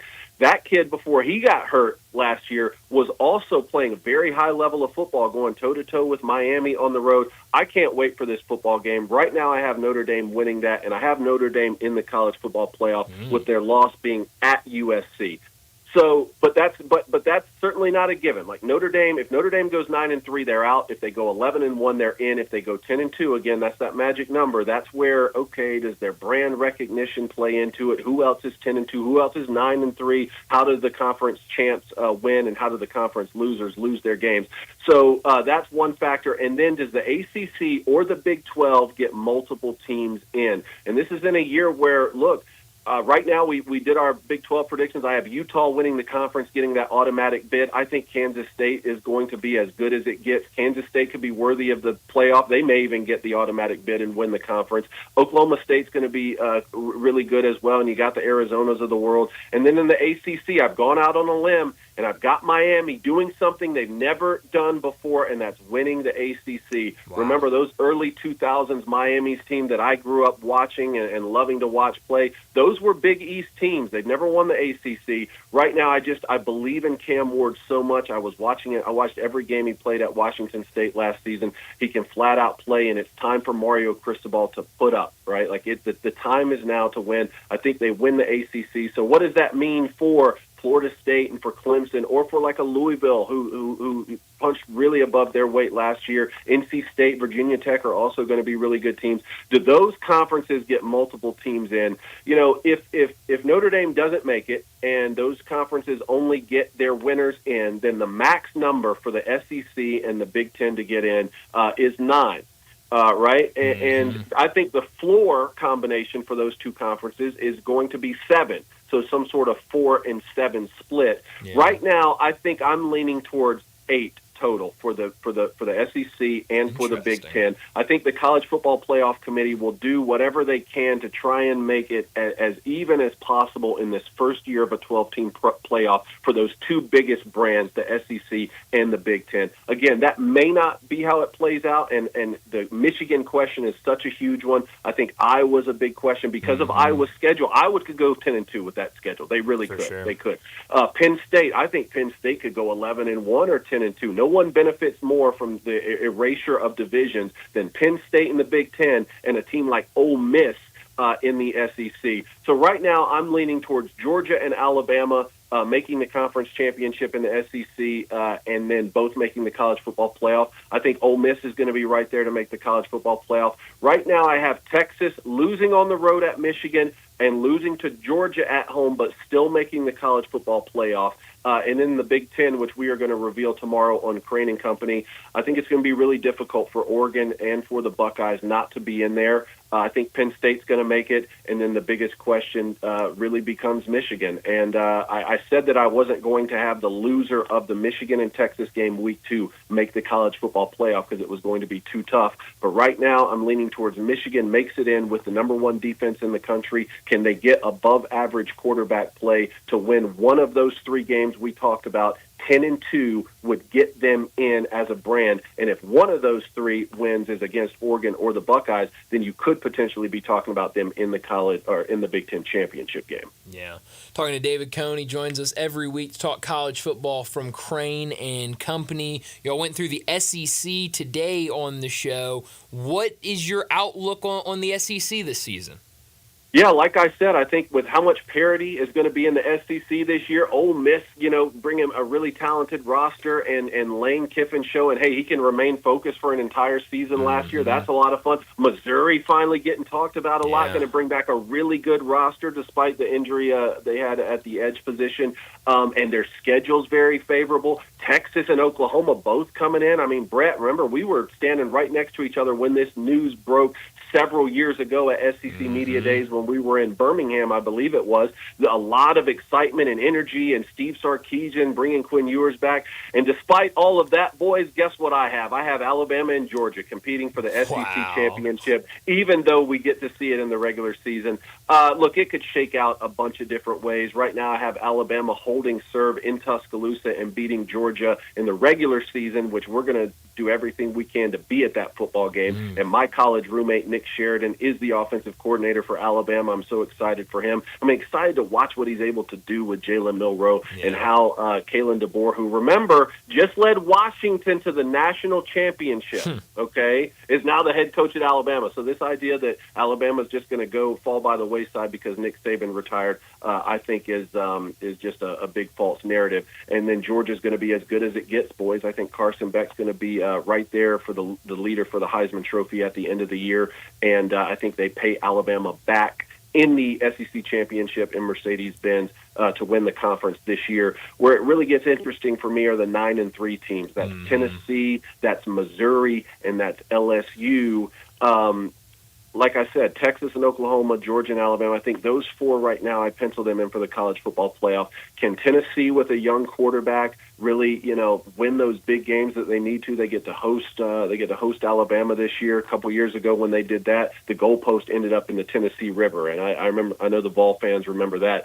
LSU 9-3 right now for me. I don't understand how you lose a quarterback as dynamic as Jaden Daniels, who was the Heisman Trophy winner, and 2 first-round receivers. And even though you're replacing him with Garrett Nussmeier, who I think will be one of the more accomplished veteran new quarterbacks to start, even with that, I don't understand how you could project LSU to be significantly better than they were a year ago, even though that may be how it shakes out. And then Missouri, can Missouri find a way to 10-2 with that schedule? I think they can, but for me right now, it's 9-3. And then I have Auburn 8-4 right now, and Oklahoma 7-5 because the schedule is so tough. So just 15 minutes before I came on to join you, I was getting yelled at by Oklahoma fans on our show saying that they're at least 9-3 this year. Right now, I have it at 7-5, but we'll see how it shakes out.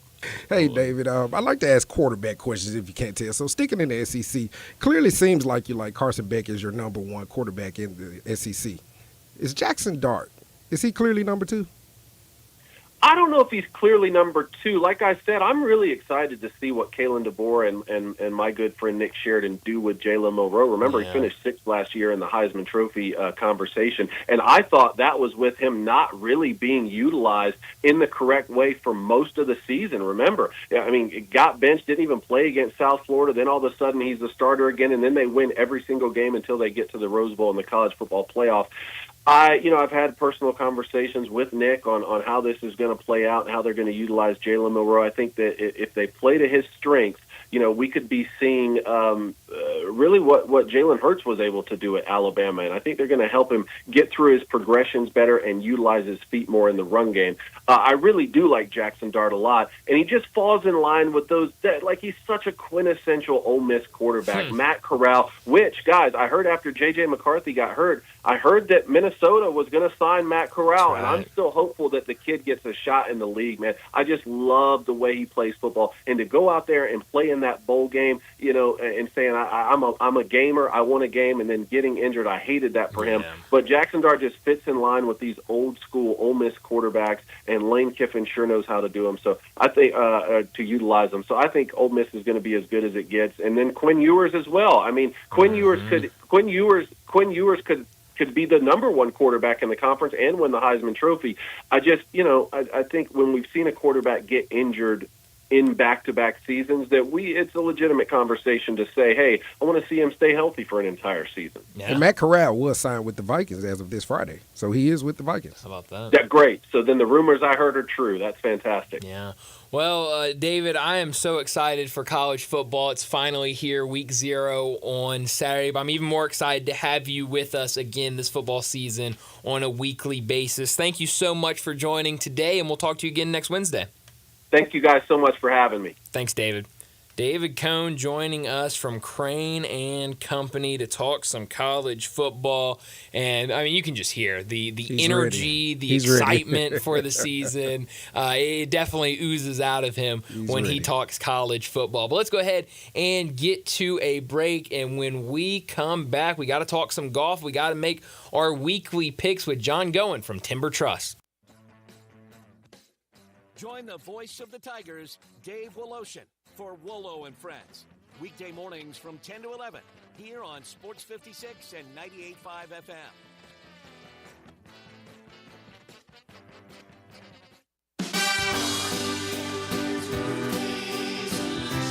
Chris Price here for Brian Elder Roofing. For nearly 2 decades, we've installed some of the best roof systems across the Mid-South. To the tens of thousands of clients we've served, we are honored. So many of you call our team at Brian Elder Roofing your roofers. Our team is dedicated to serving you and keeping your family safe, dry, and mold-free. The recent hailstorms have caused massive damage, and many of these will go unnoticed for years, even though the golf ball-sized hail we just experienced in the Mid-South compromises even the best-built roof system. Whether we find damage or not, your photos are securely stored for future reference. Call Brian Elder Roofing today for a total evaluation of your entire roof system free. We will not try to sell you a roof if all you need is a repair. Call me at 901-867-0303. That's 901-867-0303. Or visit us online at brianellerroofing.com.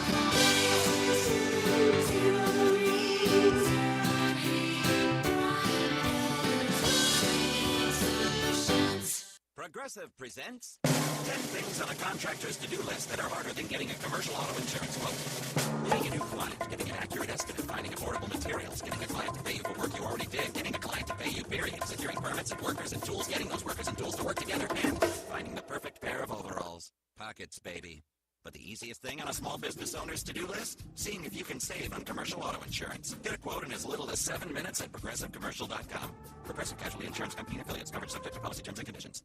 Are you ready to make this the summer event rock and Ronnie? Because the place to buy is Gossett Chrysler Dodge Jeep Ram Fiat on the Pike. I'm ready, Randy. Check this out. A 2024 Jeep Compass Sport, four-wheel drive, $2,700 or $398 a month. 2024 Jeep Compass Sport 4x4, $2,790 or $398 a month. Or take your pick, a 2023 Dodge Challenger RT or a 2024 Ram 1500 Quad Cab Tracer, two-wheel drive, $38,990 or $579 a month. Rock and Ronnie says drive past the rest and come to the Nasdaq. Gossett Chrysler Jeep Dodge Ram Fiat on the Pike. Or shop us anytime online at GossettMotorCars.net.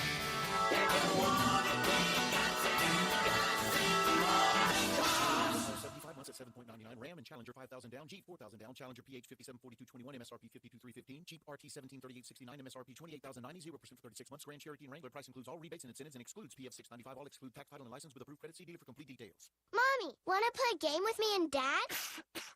Mommy's not feeling good. You need to vaporize that cold.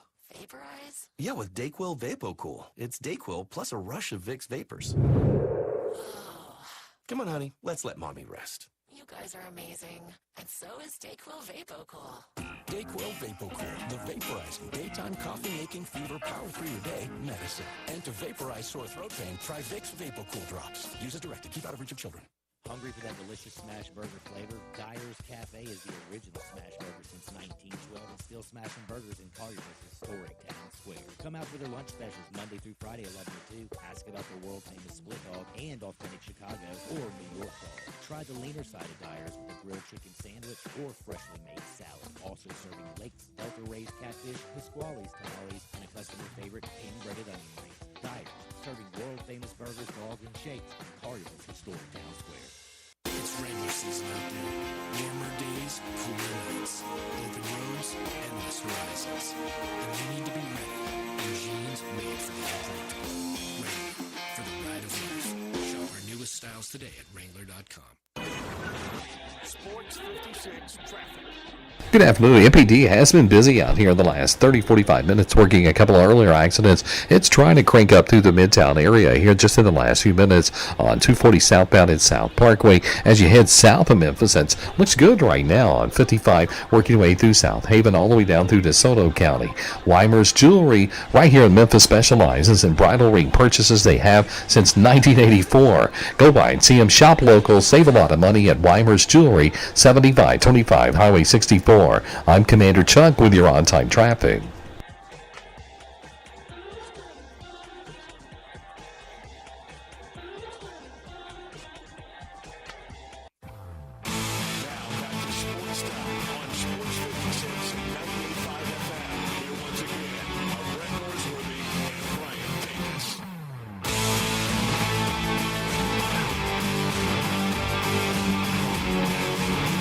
Welcome back into Sports Time. Bryant and Darian with you. No Brett today. He's out for the week, but he'll be back on Monday. And joining us now to talk some golf, make some picks, John Goen from Timber Trust Golf joins us now. John, thanks so much for joining us. How are things down at Timber Trust?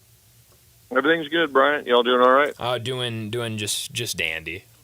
Just dandy. Yeah, I've been better. No, I mean weather couldn't be better right now. I tell you what, outside of a couple stretches here and there, I mean August weather-wise has been pretty amazing. I mean, 2 weeks ago, incredible weekend. Obviously hot and everything last week with the tournament, but I mean, boy, these guys last week come Monday, Tuesday are probably going, where in the world was this weather while we were in town?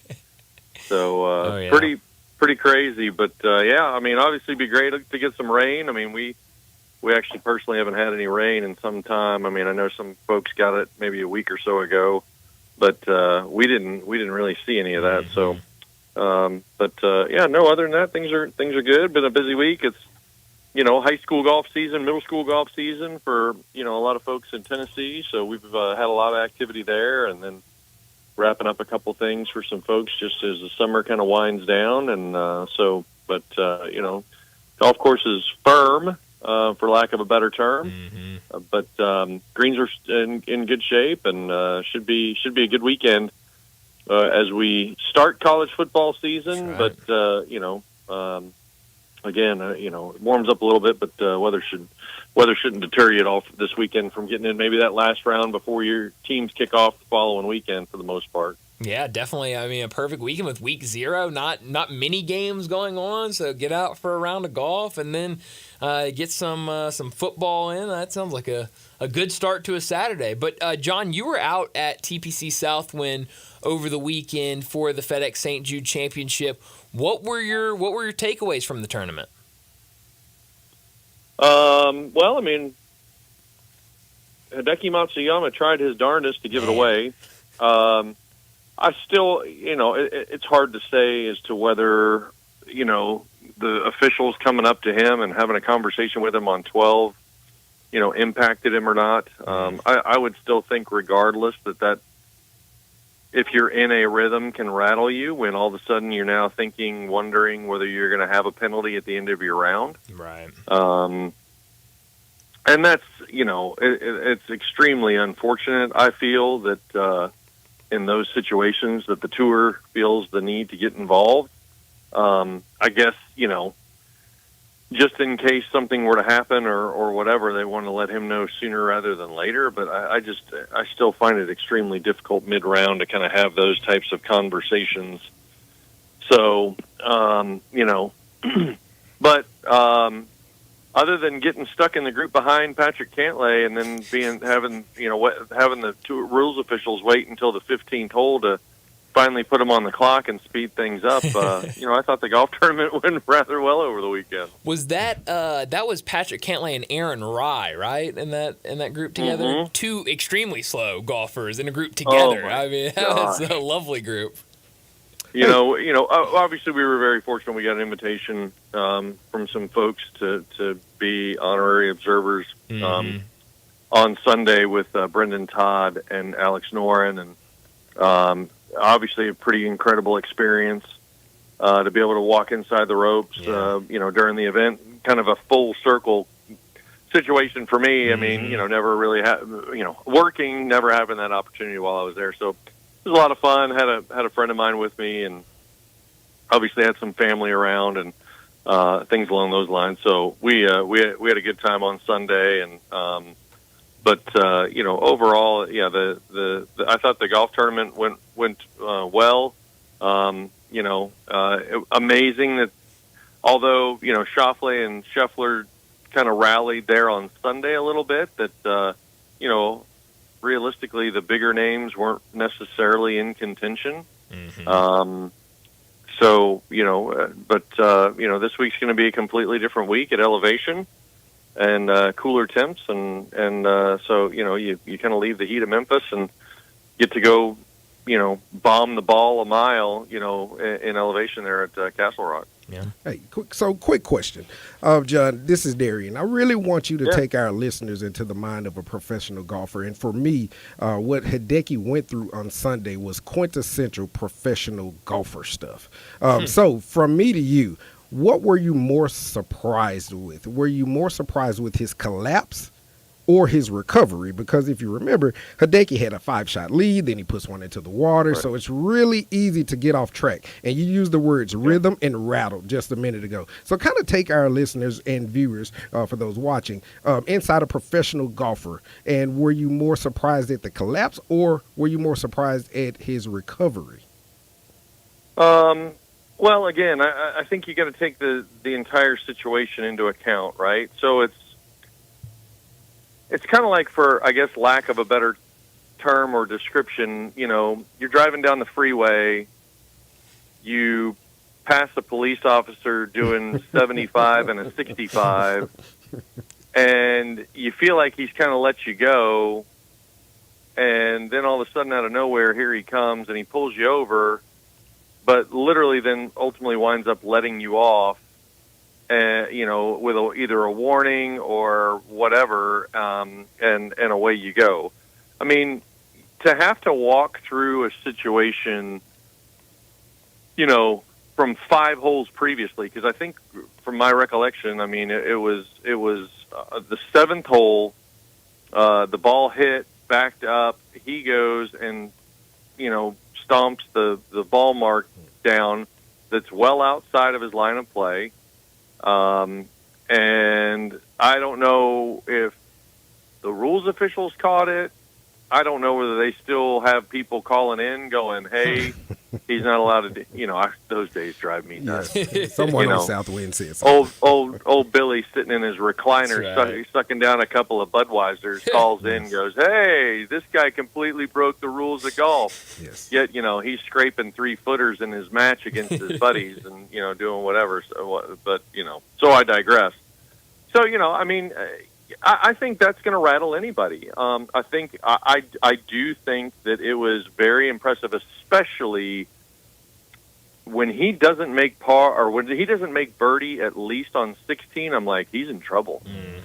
And then he makes that bomb on 17, and then he hits it to nothing on 18 and makes birdie to win by 2. I mean, to birdie those 2 holes to finish on that golf course, after completely having the wheels fall off, actually you are out of the lead. You're not the leader after 15, and you're having to kind of come from behind, and then all of a sudden to do what he does. I mean, that is very impressive. I mean, clearly Hideki's won a major. It's been a while since he's won that major at Augusta, but still, I thought that was very impressive after everything that had happened to him to be able to birdie realistically the two hardest holes on the golf course. I mean, 17, you've got to hit it, down the chute, or you're scrambling. Yeah, nowhere to go. And then, I thought for a second he really flirted with disaster on 18, but he hit it just enough, and the wind, I believe to my recollection was out of the west, so it was going to push it away from the water anyhow. But you had so many guys that were still hitting in the water on 18. It was crazy. It felt like there were more balls in the water on 18 this year than what I can recall in the past. Yeah, they were definitely even with Robert Garrigus. Yeah. Well, and the thing, I was on 18 when the final groups were coming through, and I think it was Hovland coming through, and everyone was kind of watching him, and they were tied at the time, and they were like, okay, if he birdies this, and he'll get the lead, and then you just hear kind of this faint roar from over towards 17, and my brother was like, something just Matsuyama must have just birdied or something, because something happened. And then Victor Hovland goes and misses his birdie putt on 18 and pars it, and then you saw Hideki come through, and even people around us were like, oh, this is tied right now. Hideki needs a birdie to win this. And I was like, oh, no. He just birdied on 17. Like, he's in the lead right now. So it was a really, really fun Sunday afternoon at Southwind. But we need to get to our picks for this weekend at the BMW Championship. Only the top 50. That was also one of the fun kind of, stories of the weekend, of kind of watching those guys around 50 try to play their way in. Some guys played their way out. That was a lot of fun to watch on Sunday, but we need to get to it. After last week, we do have a little bit of a different picking order, which I hate to say. John's still the leader with a big lead right now. He's in the lead. Brett right behind them. Just a big lead. I like how he mumbles. I don't want to get into all the numbers. He's got a massive lead over Brett, who's in second right now. Darian in third. Hey, my $2 million, John, took over third place on him last week. Yeah, that was a good week. Brian's bottom of the barrel. Oh, man. I've moved down but to you know fourth. what? Darian, he has the most wins this year. I do. Hey, participation trophy Tied too. for most wins, actually. MVP is what we like to call it, Darian. Thank you very yourself much. a banner and hang it in the studio. MVP. Go right ahead. I mean, hey, MVPs get trophies. So I will kick us off this week for the BMW Championship, and I will do what so many have done before me. I will take Scotty Scheffler. Okay. Who's second? Darian, you are next. John, I'm going to leave you some low-hanging fruit. I'm taking Victor Hovland. Okay, Victor Hovland. I got to still get through Brett here, so this is going to be an interesting where does Brett lie? Oh, we know where he lies. If Scotty's on there, I can tell you who my guy's picking. I'm going to write everything down. Go ahead. So that leaves Xander for Brett. What? He took him over. He must have thought Schauffele would be gone. No, Xander Schauffele. That's what I said. Okay. Scotty, I'm sorry. He must have thought Scotty was gone. That's what he had Scotty number one, but I already took Scotty, so that's where we sit. Man, oh man. All right, John. I just I mean, tell you, I don't know. I got a lot of ebb and flow going here. I will take Colin Morikawa. Okay. All right, Morikawa. All right, let's see. So that takes it back to me, and I'm going to try to go back to the well again. He ended up having a fine weekend. He ended up having a fine weekend. It wasn't a good first round. I followed him on Friday. I will go with the young Swede, Ludwig Aubert. Nobody saw that one coming. Darian, you're up. Okay, I literally had a big four, and they went off the board in order. So my number 4, Tony Finau. Tony Finau. I think it's a good pick. Number 1 on the PGA Tour Power Rankings this week. Wow. He's from Utah. Really? Oh, that makes sense. That makes sense. All right, so that takes us to Brett, and Brett will take Patrick Cantlay. The human rain delay. That's right. And that takes us to you, John. Man.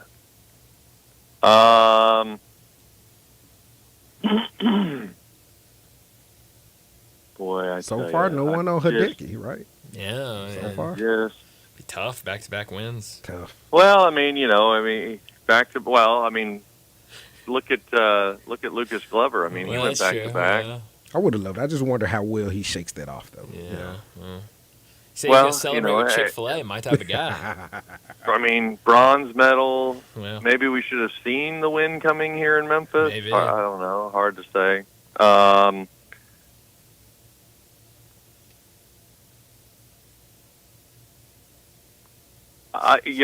I hate to keep ebbing and flowing here. I'll take Taylor Pendrith. Wow. Okay.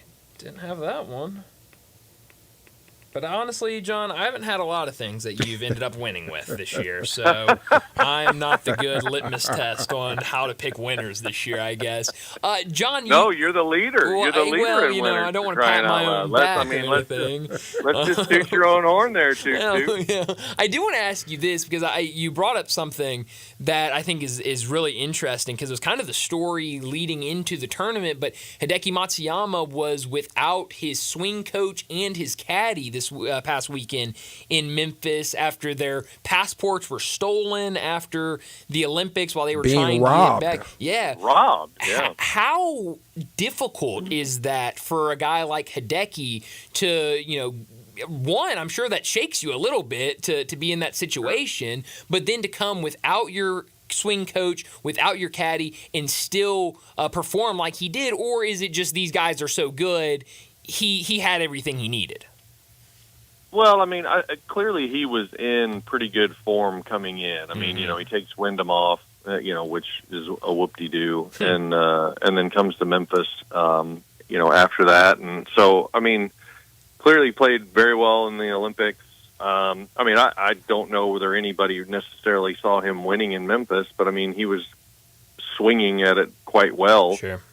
So, from that perspective, I don't think it's overly challenging there, but yeah, I mean, that's it's an uneasy feeling in general, for crying out loud. But it was interesting. I was digging.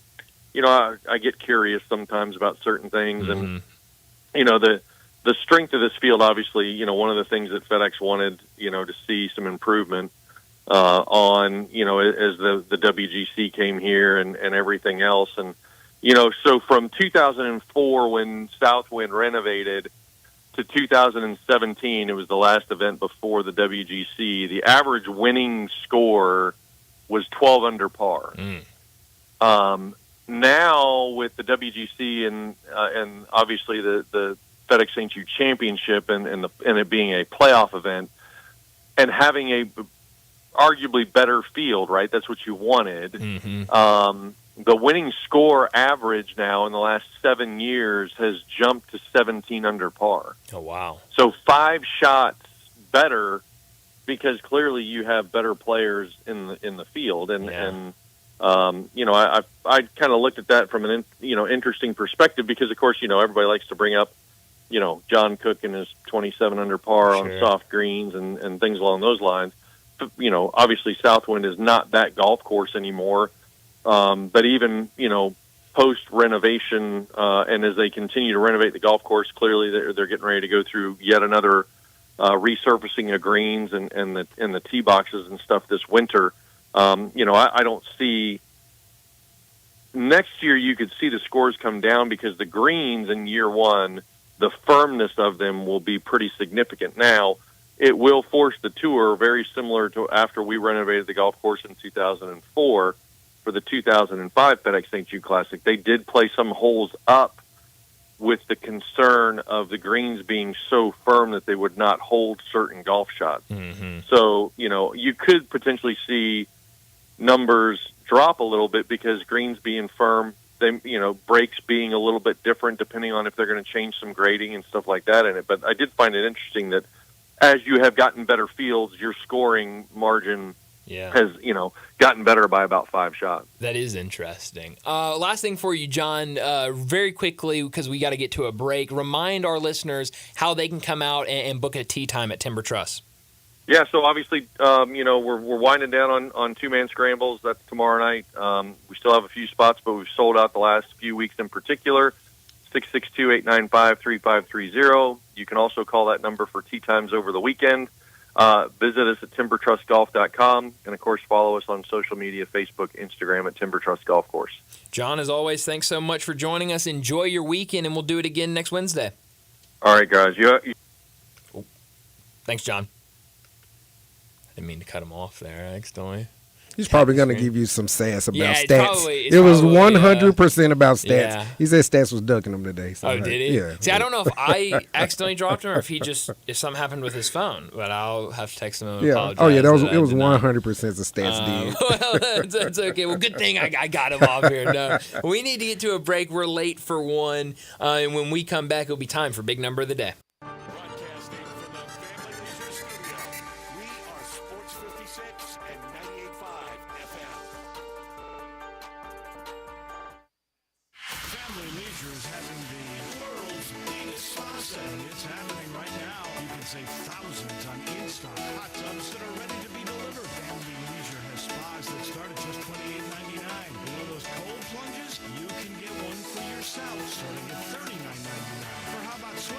They start at $17,499. Plus, Family Leisure has set up special financing just for this event. Have you been sitting on the fence about an above-ground pool? Get off that fence and get to Family Leisure to take advantage of huge discounts on all their in-stock above-ground pools. And if you need some patio furniture, it's all priced to move out now. It's not too late to have some summer fun, courtesy of Family Leisure. But you better hurry up. Sponsor might go on forever. Family Leisure with and run at I-40. Family and fun come together.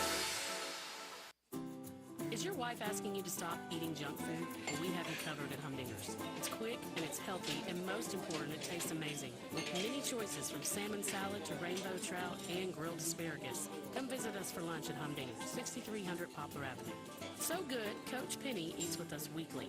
Don't forget, Humdinger's offers full-service catering for weddings, social events, or your corporate lunches. You can call 901-260-8292 to find out more. If you're looking to play a private country club but only pay daily greens fees, then Meadowbrook Country Club in West Memphis, Arkansas is the place for you. At Meadowbrook Country Club in West Memphis, you can now play a beautiful, challenging course for only $59. Meadowbrook Country Club features champion Bermuda greens and is now available to everyone. A membership is $350 per month and includes tennis, pickleball, and swimming, plus a great restaurant and bar, all less than 15 minutes from downtown and midtown Memphis. Meadowbrook Golf Pro Mark can even fix you up with custom-made tricks on and Cleveland clubs. If golf isn't for you, try the social membership for only $250 a month. And there's 3 levels of all-inclusive junior memberships, $20 to $29 for $200 a month and $30 to $34 for $250 a month. Call for your tee time today at Meadowbrook Country Club, 870-394-4186. Now semi-private Tuesday through Sunday. Meadowbrook Country Club in West Memphis, 870-394-4186. You can host the best backyard barbecue. And you'll find a professional on Angie to make your backyard the best around. Connect with skilled professionals to get all your home projects done well. Inside to outside, repairs to renovations. Get started on the Angie app or visit Angie.com today. You can do this when you Angie that. A lot of ladies here in Memphis are wearing beautiful diamond rings. Have you noticed? And a lot of gentlemen are wearing nice Rolex watches now. It's all thanks to Genesis Diamonds. Hey, it's Eric Hasseltine at Genesis Diamonds has made fine jewelry more affordable than ever. This is Tennessee's direct diamond import. No middleman pricing on the finest GIA certified diamonds. All shapes, all sizes, all in prices you never thought possible. And Genesis is the only jeweler that carries the top bridal designers in America. So you can find the perfect setting to showcase that diamond and have a truly one-of-a-kind ring. And something that I love, their incredible collection of luxury premium Rolex watches. These are all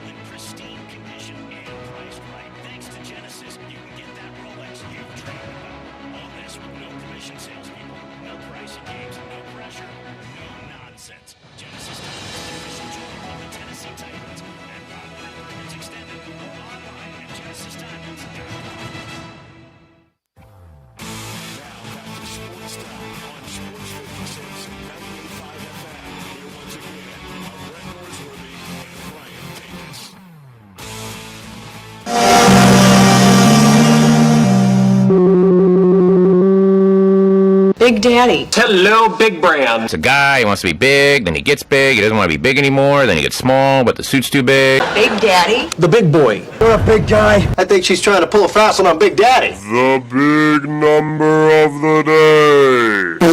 All right, Darian, you have hyped up your big number to me off air, so Yes, sir. I would love for you to go first and share your big number. Absolutely. Let me get here. All right, my big number of the day. We're headed back up I-55 to St. Louis. Big number of the day, 30,022. So 30,022. Okay. You know what that number represents? I don't. The smallest non-pandemic crowd to watch a baseball game. Oh, man. For the Cardinals.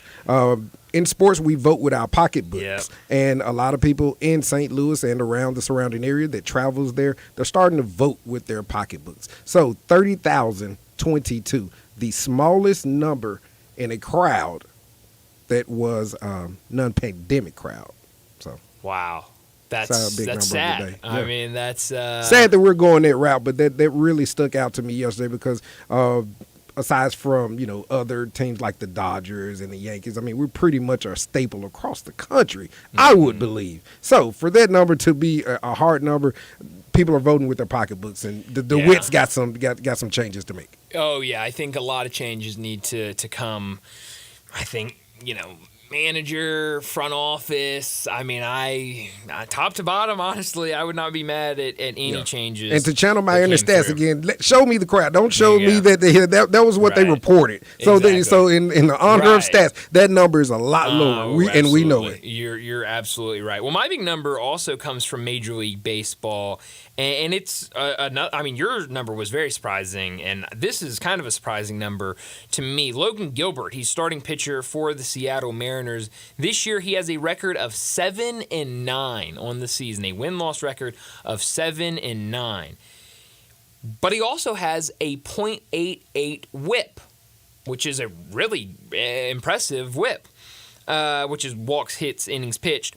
The last qualifying MLB pitcher to have a losing record in a season with a sub-90 WHIP was Ed Walsh in 1910 for the Chicago White Sox.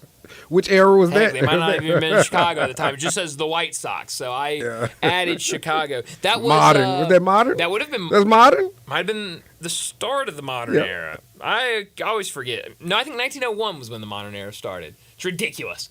Ridiculous, all these eras, please. Modern era, 1900s. Good Lord. Maybe it was like the 1960s or something like that. That was an impressive stat. I was thinking, when you was giving out those numbers, but I should have knew the win-loss record didn't apply to him. I was thinking someone like Nolan Ryan, but that win-loss did not apply to him. Yeah, I mean, you think about it, usually when you see, and now you see a lot of people in Major League Baseball, the, analytic heads and stuff like that, they'll tell you win-loss does not matter to starting pitchers anymore. Not and, even. So... But usually when you look at guys with really good ERAs, really good WHIPs, they usually have really good win-loss records. And so to see a player with a losing record to have such a great WHIP, it kind of goes back to what we were talking about earlier with Seattle, where the pitching's great. They've got great pitching. They just can't hit anything. And so, if you're Logan Gilbert, you go out and give up a run, 2 runs, that's a really good start for you. But you look at the scoreboard and exactly. There's 8-2. That final score could be, you might be the starting pitcher, you might throw 6 innings, give up 2 runs, and that final score could very well be 2-0. And so it is a surprising big number, but it's just one of those years for the Seattle Mariners. But we need to wrap up our second hour and get to a break. And when we come back for hour number 3, Rob Fisher, he joins us to talk about the Grizzlies offseason and their 2024-25 regular season schedule. Uncle Popstar. That's right. We do that next on Sports Time.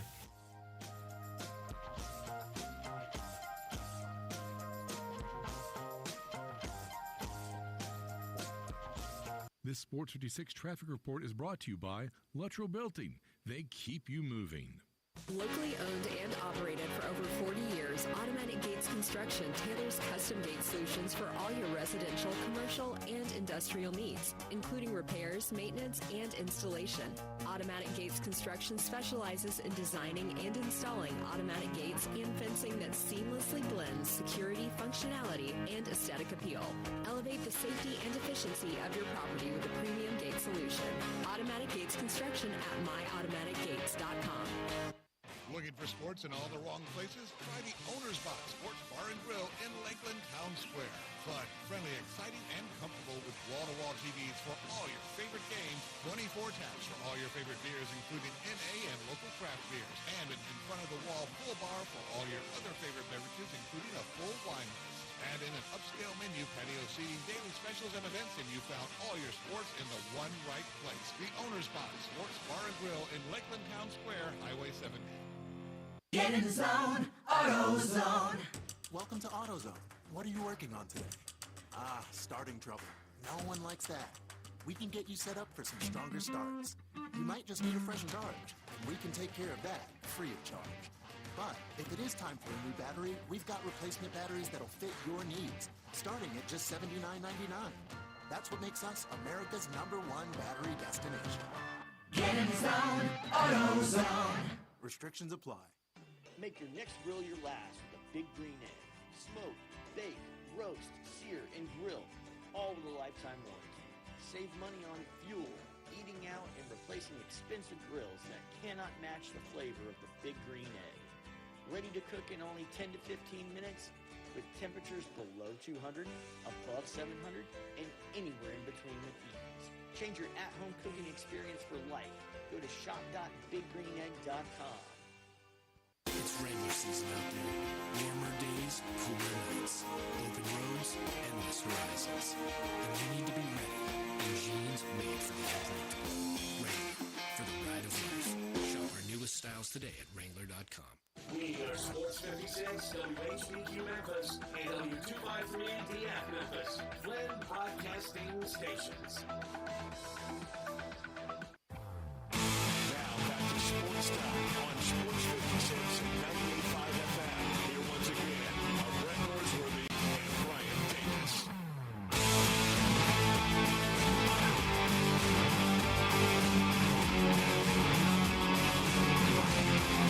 Welcome back into Sports Time. Bryant and Darian with you today. No Brett, he's out for the week, but he'll be back on Monday. And joining us now to talk some Grizzlies, Rob Fisher from Grind City Media. He joins us, talk about the Grizzlies offseason, talk about the Grizzlies schedule that came out last week. Rob, thanks so much for joining us. It's been a minute since we last caught up with you. How's your offseason been? Pretty good. I'm excited that it's coming to an end, though. Yeah. Once the schedule came out, that's really my calendar goes. SEC Media Days means football's coming. Schedule means basketball's coming, and then after the schedule, football starts. And then once football starts, basketball's going to start. So this is SEC Media Days kind of started everything off, and then the schedule just kind of took it to another gear. Well, that's kind of the thing that this offseason has been, because with everything going on, it feels like everything was stacked perfectly. I mean, we had SEC Media Days, and then we had the Olympics. Right after the Olympics, we had the FedEx St. Jude Championship. We get the schedule release, and now this weekend we've got week 0 of college football. So it really set up very nicely for us during some of those the dog days of summer. But I told Brett, and Brett and I always agree that our favorite moment when the schedule releases is when you post your schedule with all drawn up with notes and everything on it. So I'm curious for you, when you first saw the Grizzlies' regular season schedule, what was the first thing you were kind of looking for on the schedule? Well, first thing I look for is MLK Day, to see who they're playing, what time they're playing, and what network it's on. Because, in my opinion, MLK Day should be a primetime game. It should be on TNT. It should be their marquee game. It is on TNT. I'm a little disappointed it's at 1:30. Now, we got a lot going on that day. Yeah. We have the inauguration going on that day. We also have the national championship is that day. Crazy. So the last game is at 5:30, but I think the Grizzlies should have gotten a better time slot than that 1:30 spot that they got. Yeah. But that's, it is what it is. Yeah. And the good news is the Grizzlies as an organization, they'll do a great job of having the symposium, and it'll be an amazing day. And we have a great opponent that day with Minnesota. So that was exciting to see. I think that makes for a great matchup on that day. Yeah, well, and that's what I was just about to say. I mean, you talk about going up against Minnesota in that game. That feels like a perfect matchup with what we saw the Timberwolves do last year. Ja Morant versus Anthony Edwards, two of the young, future star guards in this league. I was really excited to see that was the matchup that the Grizzlies were going to get on MLK. But I do agree with you about the time slot. Outside of that, what stood out to you on the schedule? Well, the longest road trip last year was 4 games, and we had 3 of them. Wow. This year, the longest road trip is 5 games, and we have 3 of them. Wow. Now, one is broken up by the All-Star break, so it's really a 2 and a 3. So it's not really a 5. Right. But the other 2 are one's 5 games in 8 days, one's 5 games in I think 9 days, and then the other one's 5 and 11 days. And those are pretty long and hefty. Now, they're around those 5-game road trips. One of them, there's a 5-game homestand right before the 5-game road trip. But then the other one, late in the season, 8 of 11 games on the road, with your 3 home games being the Lakers, Golden State, and Boston. Wow. So that is going to be a rough stretch right there at the end of the season in late March. Your early 5 straight road games, you have a 9 and 11 stretch where 9 of 11 are on the road. So 2 really difficult road swings. One in, I guess it's late December, early January, and the other in late March. So those are going to be those will be swing moments for the team this year with those long road trips. Yeah, and you mentioned that one at the end of the season, because I was kind of looking at that and kind of to extend it out. I think 9 of the last 14 games of the season are on the road, and then you look at some of those teams that they have to play at the end of the season. The last 3 games, home against the Timberwolves, at Denver, and home against Dallas. We know how good those teams were last year in the Western Conference. Hopefully by that point, maybe standings are complete and cemented, but those are 3 tough games to end the season off, especially after you're just coming off a long road stand like you were just talking about. Well, and what makes it especially difficult, and it's rather disappointing, considering the NBA and Adam Silver said himself that they would not have on nationally televised games, high-profile games, there would not be games the day before or the day after. Well, the Grizzlies play at home on national television against the Minnesota Timberwolves, which I would say is a high-profile, nationally televised game. Certainly. With what I expect from these 2 teams, that's going to be a high-profile, nationally televised game. That game is at home at 8:30. 8:30 start at home on TNT, which means it'll be longer breaks. It'll be a longer game. The game won't get out until at least 11 o'clock. And then you play the next night in Denver. Holy cow. In Denver, which the problem with Denver, for those who don't know, the Denver airport is a good 45, 50 minutes away from downtown Denver. So basically you're saying you're going to get out of Memphis about midnight. Holy cow. You'll get to Denver about 2:30 in the morning. You gain an hour, so 1:30, drive, unpack the plane, unpack the buses, get to the hotel. You're talking about getting into Denver at 3 o'clock and then having to play in altitude that next night. That is ridiculous. And for the NBA to schedule that is ridiculous. And for Adam Silver to say that high-profile games won't have games the day before or the day after is ridiculous as well. The Grizzlies have 9 nationally televised games. 4 of them have a game the day after. 4 of the 9.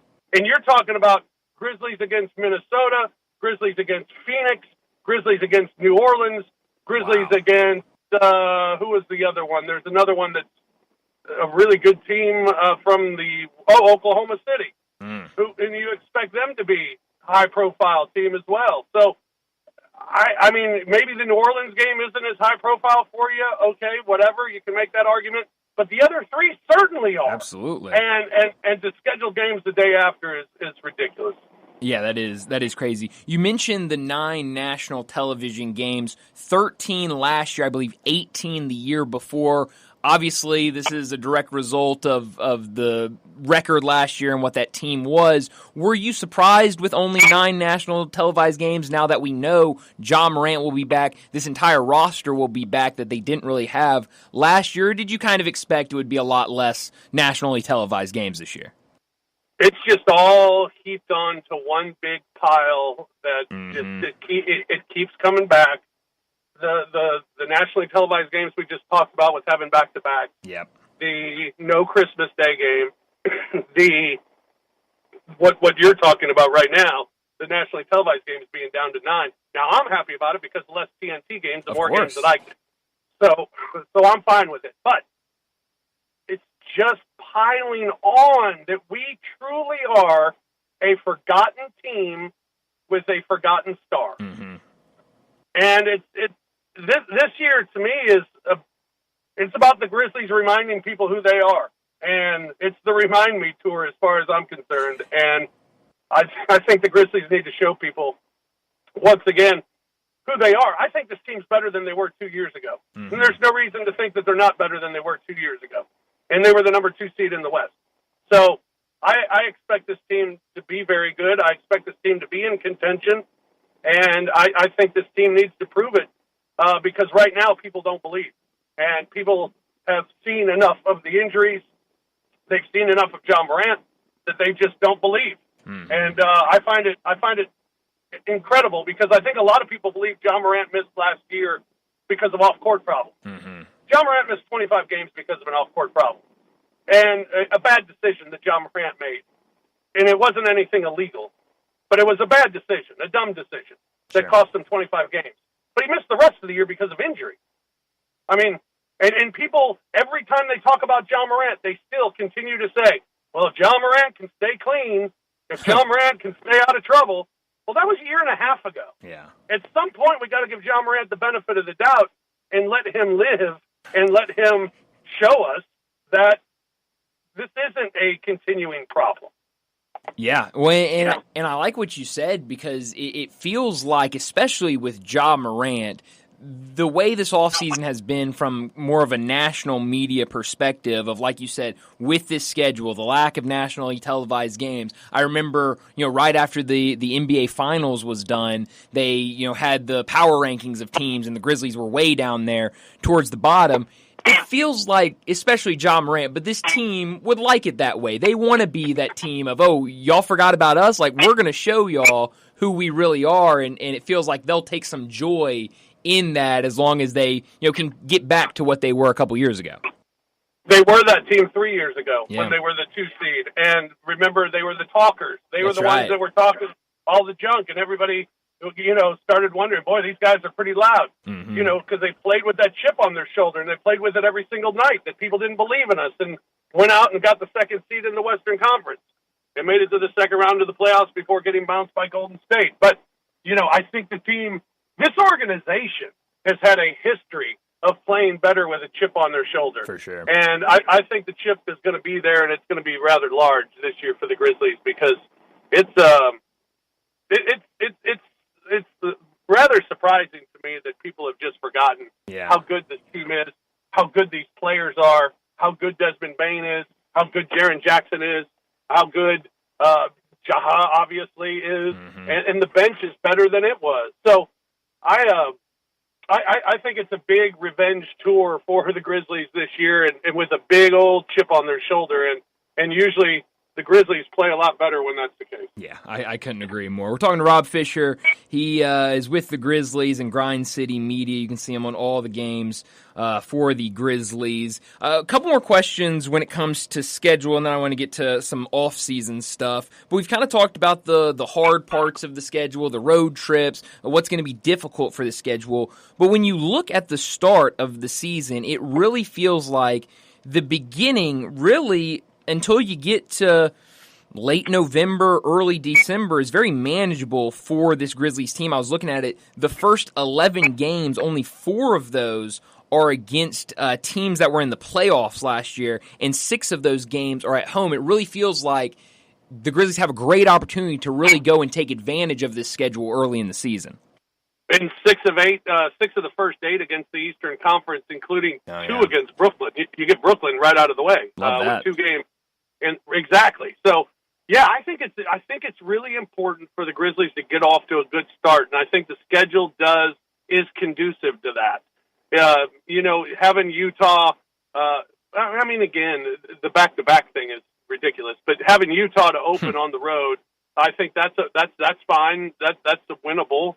Having Houston on the road, Houston's better, I guess. I don't know, but I still don't think that Houston's going to be as good as the Grizzlies are going to be, right. Although it is their home opener, so that you always have to deal with that. I mean, you're dealing with 2 home openers in your first 2 games, and then you come home and your home opener's on the second night of a back-to-back against Orlando, a very good Orlando team. But it's your home opener, so, maybe that'll excite the legs and freshen the legs a little bit in that second night. So, I think it's imperative to get off to a good start for the Grizzlies this year, confidence-wise, and to kind of, just get in a rhythm. And they haven't had great starts the last few years. So, I think it's really important for the Grizzlies to do that. And you're right, the schedule does lend itself to a good start for the Grizzlies this year. Yeah, we also learned for the NBA Cup, the in-season tournament last year, now rebranded as the Emirates NBA Cup. We learned what group they'll be in. They'll play Golden State, Denver, New Orleans, and Dallas in the group stage before either advancing to the knockout round or being added regular season games. What did you think of the, in-season tournament last year, now NBA Cup in his first season? Do you think this is something that will stick around and will catch on in the NBA? I think so, because I think towards the end last year it gained some momentum. Mm-hmm. And I think people were interested. And it was different. The court was different. The uniforms were different. I don't know. It was something going in that I was skeptical of, but something that I, wanted to give a chance to and just see how it goes and see what I would think. And I thought it was fine. I thought it was good. I thought there was interest. I thought it did stand out for the most part. And I thought the games going in, the quarterfinals, semifinals, and the finals were good, electric even. Mm-hmm. So I think it worked. I don't even know how to, if I would be asked, what would you do to make it even better? I don't know at this point, because I think they're still kind of feeling it out. Right. So I'm not sure what I would add at this point, because I don't know what you can add or what you can do much differently. But I thought it went smoothly the way they added games. When if you didn't make it to the final 8 or whatever, and they add games to your schedule, and I thought that worked out well, and it wasn't that big of a hindrance, I don't think, on anybody. The way that they have some off days around it as well, I think worked well with the schedule. So I think it worked. I'm looking forward to it, I guess. It's a very difficult group the Grizzlies are in, but, again, if the Grizzlies are what I expect them to be this year, why not the Grizzlies? Yeah, that's a good point. I'll be honest, I enjoyed the NBA Cup last year, but the courts, let's get rid of the courts. I could not deal with that. Way too much color going on my television for those games. Well, and it was tough because some teams would wear matching uniforms. That's right. You'd get like the Chicago wearing red jerseys on a red court. Yeah, Philadelphia did the same. Yeah. And so it was that was a little difficult at times. There was so much backlash on the courts that I'd be surprised if they're not a little different this year. Yeah, that's a good point. I think they'll still try to make them, flashy and different, but I think they'll calm down a little bit, because I think that may have gone a little overboard. Yeah, last year. because I like the idea of, hey, we're going to let you know this is an NBA Cup game. The minute you turn your television on, you'll notice it's a different court. But I think they went a little too extreme on the colors, at least for my taste. Yeah. Off season as a whole, we finally got the deal. It's been a while since we talked to you, so this stuff happened a while ago, but we finally got the deal for Luke Kennard. I think some people were getting a little antsy about when and if that deal was going to come to fruition, but it finally happened. When you look at this group, you've alluded to it a lot, how good you think this Grizzlies team is going to be. What have you thought of the offseason as a whole for this front office? Well, I know David Aldridge ranked them 30th in the league. Yeah. Out of 30 teams, so he didn't find it very good. But I think the off season has to be taken a little differently. And if you've been around this team, I think you'd understand what I'm talking about. That the off season kind of goes back to last season. Mm-hmm. I mean, what have you done this off season? Well, you needed a starting center. You got one in the draft. And you got a guy who's going to be plug and play right away. So that's a great move right off the bat. Now, Aldridge talked about that's because you didn't really do anything other than that. But I disagree with that. You did re-sign Luke Kennard. I think he cleaned up the end of your bench a little bit. Plus, I think it goes back to last year where you found G.G. Jackson. Mm-hmm. You found Vince Williams. You found Scottie Pippen Jr. I mean, these are guys who are going to be on your roster this year. Jake LaRavia started to show that maybe he can play in the NBA. So I think those are things that make, when I talk about this team being as good as they were 2 years ago, if not better, I think the bench is better. Why? Because you found guys last season. You didn't expect Gigi to be an integral part of your team this year. You didn't expect Vince Williams Jr. to be an integral part of your team this year. If everything went right last year, they would have never played. Right. And Gigi would have been stuck in South Haven the whole season. So, to pick up guys who are going to be integral parts of your team through last season, I think that has to extend into the off-season work because you go into this season with a much better situation than what you had going into last season, and it's because you found guys throughout the year last year. So, I mean, it doesn't feel like Gigi's been on. I mean, hell, we watched a G League team on the floor all of last season. So it doesn't really feel like Gigi's been on the floor or Vince has been on the floor. Well, they're going to be on the floor now, right. And so those are pickups as well. I kind of view them as pickups in the off season, whereas they're pretty much from last year. But I don't think those can be discounted at all.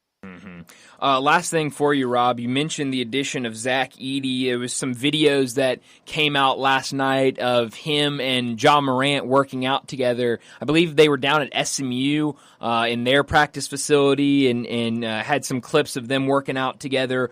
What will this team look like with Zach Edey at their center? He also, at least in some of the pictures I saw last night and those videos, looks a little slimmer. I know that's kind of a big thing a lot of people harp on is his weight, his slowness getting up and down the court. What will this team look like with Zach Edey at center? Well, I'd like to say it's going to be a lot of Ja Morant playmaking and Ja Morant scoring. Because of the pick and rolls that they'll be able to use with Ja and Edey getting easy baskets and guys. I mean, the focus that'll have to be, that's the thing. If you have forgotten about Ja Morant, just go Google Ja Morant highlights and remember what this guy does night in and night out on the floor is remarkable. And to see him with a big like that, I mean, it's like how he worked with Steven Adams. I mean, just a huge guy that he can work around and he can play make. And imagine the focus that's going to have to be on Ja and Edey, which will leave guys open for shots. That's right. I mean, I think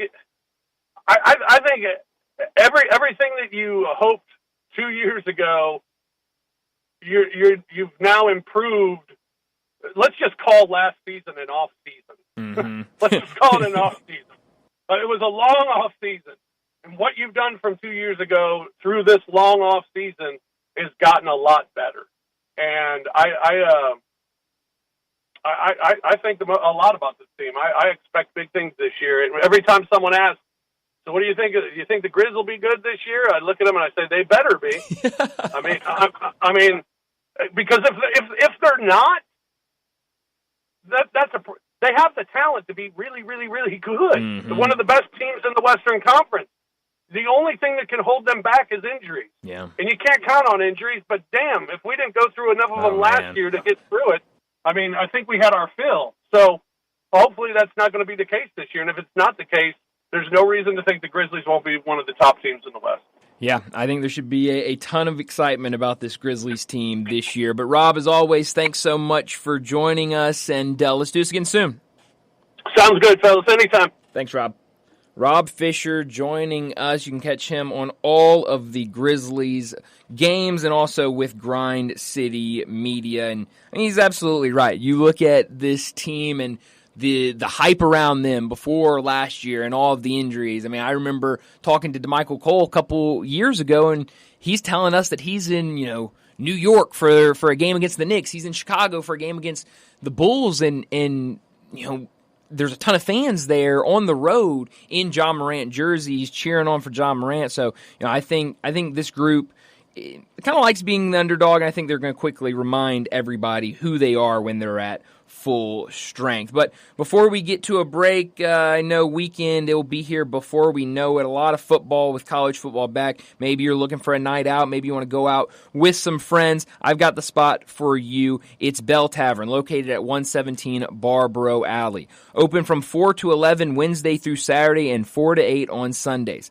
I know nobody likes a loud bar where you can't hear yourself think, much less talk, but that's the opposite of Bell Tavern. It's not even really what I would consider a sports bar. It's a nice bar that you can enjoy the night at, relax, but they've also got the TVs, so you'll never miss a second of the action. Start the night with a gourmet burger and one of their great cocktails in that quiet, dimly lit bar. And it's not just the burgers. Bell Tavern has the best bar food in Memphis and the coldest beer in the city. For more information about our friends at Bell Tavern, give them a call, 901-249-6580. That's 901-249-6580. Go online to belltavern.com. Well, let's get to a break, and when we come back, we'll talk about what's trending.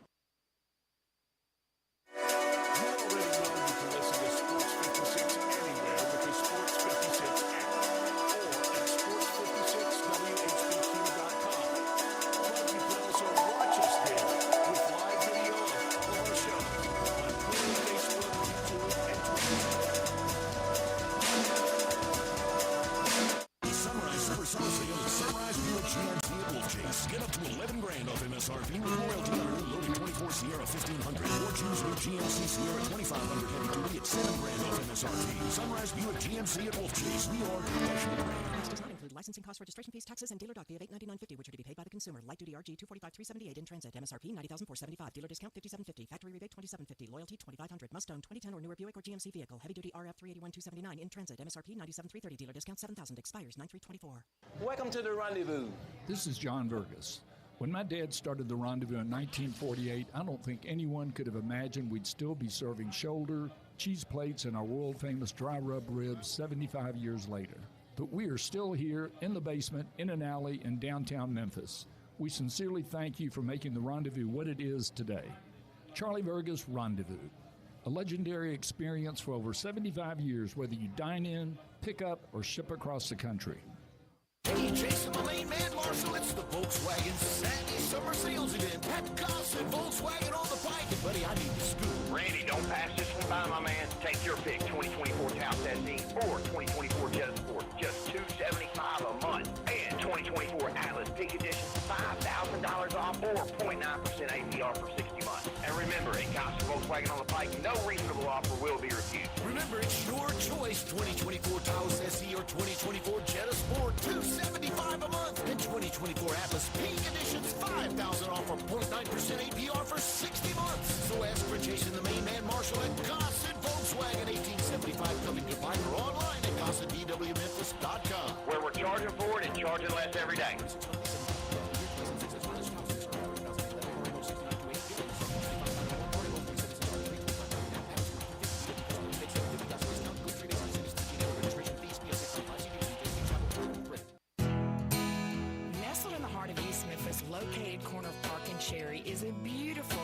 residential neighborhood. I'm here at Town Village Audubon Park interviewing a new resident, Carolyn. Share with us why you chose Town Village. Well, if your parents or special friends need to make that big move, let me share with you my experience. It was tough for me to leave home, but then I discovered Town Village. I would like to highly recommend Town Village to you and your loved ones. After looking at all the amenities and meeting all the people and staff, I was hooked.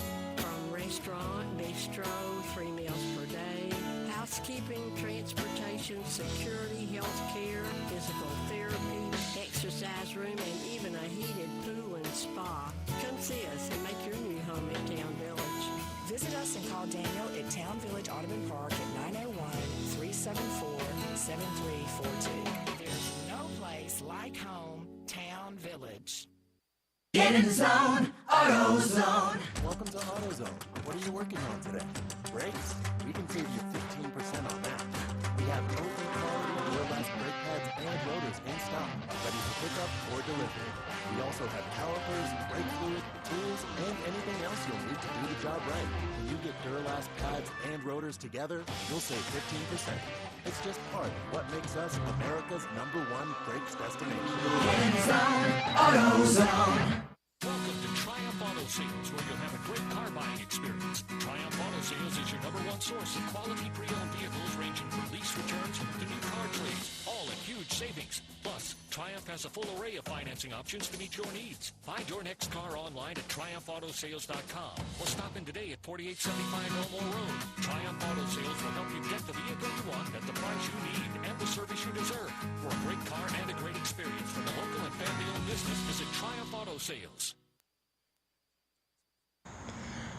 No matter what new Chevy or pre-owned car you're looking for, they have it at All-Star Chevrolet. First exit on Highway 78 when you cross into Mississippi. Take Kraft Goodman Road and you're at All-Star Chevy, where the end of summer sale is going on. Let's drive what we really want to drive, and let's drive it from All-Star. Pick out 2 or 3 cars to test drive, and you can. If you can't find it at All-Star, you can't find it anywhere. 20 to 30 new Silverados, marked down as much as 12% to save you thousands. Every Tahoe you could want for road trips and tailgating, they have it. Law enforcement, first responders, healthcare, teachers, military, college students, college grads all get an instant extra $500 bonus back.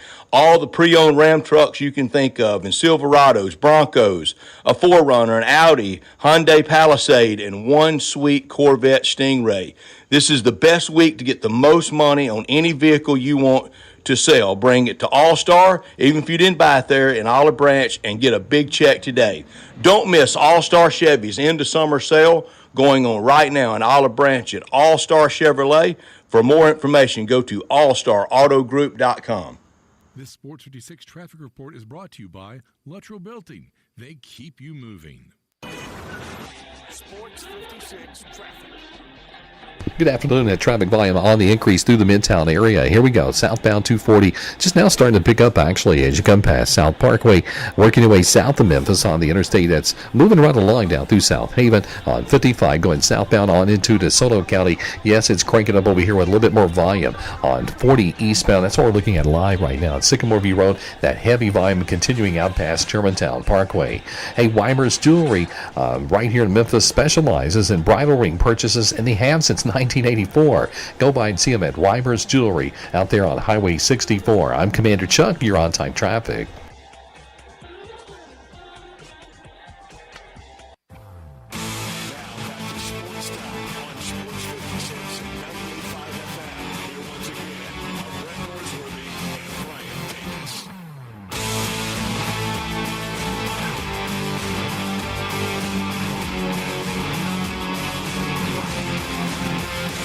Welcome back into Sports Time. Bryant and Darian with you as we got about 30 minutes left in today's show. Gonna wrap it up with what's trending, and then we'll get to crunch time in about 15 minutes or so. But a couple things I wanted to talk about during what's trending, and one of them, I want to talk about the NFL and really one team that I don't really know what to think about kind of going into the season, and it's the Atlanta Falcons. We talked a lot of NFL earlier with Johnny, But we did not talk about the Atlanta Falcons. And kind of looking at this team, I was reading a story earlier today, I think it was on The Athletic, where they were kind of talking about this offseason for the Falcons and, the energy, the excitement. Guys are feeling good. Guys want to be there. Guys are excited for the future of what this Atlanta Falcons organization can be. And I started thinking about it, kind of looking at it. When you look at this team, new head coach, Raheem Morris comes in. This is a guy that they handpicked over Bill Belichick, which I think immediately got headlines of, oh man, you got to be excited for this guy if an organization is picking him over Bill Belichick, because Bill Belichick was kind of the easy answer. We all thought it was, going to be an easy decision for Atlanta. There were reports coming out that Atlanta had targeted and, was finalizing, and, it was almost a done deal with Bill Belichick. And then, he got the second interview and everyone's like, okay, it's done. And, then Raheem Morris came out of nowhere. So you've got a new head coach, a younger head coach that I think, really rejuvenates this franchise. You brought in Kirk Cousins, obviously coming off an injury, but we've seen what Kirk Cousins can do in this league. You got Michael Penix now kind of waiting in the wings as your quarterback. Bijan Robinson, what he did last year as a rookie. Drake London at receiver. You've got the Kyle Pitts, the tight end, Kyle Pitts, yeah. who, I think in the much ballyhooed Kyle Pitts. Yes, and I think everyone continues to wait and see what he will be at this level. And then you look at what they did to add stuff on the defense. They traded for Matthew Judon, and they added Justin Simmons from great pickup. At the safety position. So I think you got to be excited for this Atlanta Falcons team, and I think they're a team that maybe not a lot of people giving enough attention to, and kind of the same thing we had last year with Houston, where the Texans came in and a first-year quarterback and a new head coach, and what do you expect from this team? And they were the story, really the story of the season. Atlanta could be that this year in the NFL. Yep, they are for me. I am picking them to win the NFC South. Wow, yeah, really? Yeah, over the Tampa Bay Bucks. Oh, absolutely. The addition to Judon bolsters the defense, which was already good, who has Calais Campbell on the front line. Massive man, if you don't know who Calais Campbell is. Anchoring the front four. So when you add Judon, basically a Mike linebacker, someone who's going to control your defense, pretty much the quarterback play just needs to be average for them to be decent to good, I believe. Right. If they get anything from the quarterback spot in terms of, say, 3,500. We go 3,500. 3,500 yards for Kirk. If he goes 3,500 yards, maybe 25 touchdowns, that is a playoff team easily. Yeah, I'm with you on that. I mean, I think it's going to be interesting to see how this group meshes for sure, but I think you have definitely seen, Kirk Cousins, as long as he can stay healthy stay upright. As long as he can stay upright. He's not the flashiest quarterback, but he's effective, and he gets things done. And so, and honestly, I know right after the draft, it was kind of a, oh my gosh, they drafted Michael Penix. What? But I think the more you think about it, Kirk Cousins, I know we got the big deal in the offseason, but he is on the last leg of his career. Literally? Literally. Well, ACL deal. Literally. No pun intended. Or maybe it was.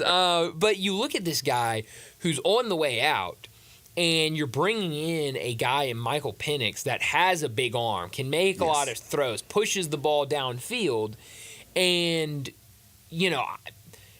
obviously, you hear the stories, the kind of almost horror stories of quarterbacks in the NFL that their replacement comes in and, they don't want to teach, most notably this kind of cycle that became in Green Bay where, Favre didn't want to teach Rodgers and Rodgers didn't want to teach Love. And, now you have Love in there. And I think everyone would agree the start of a great career for him.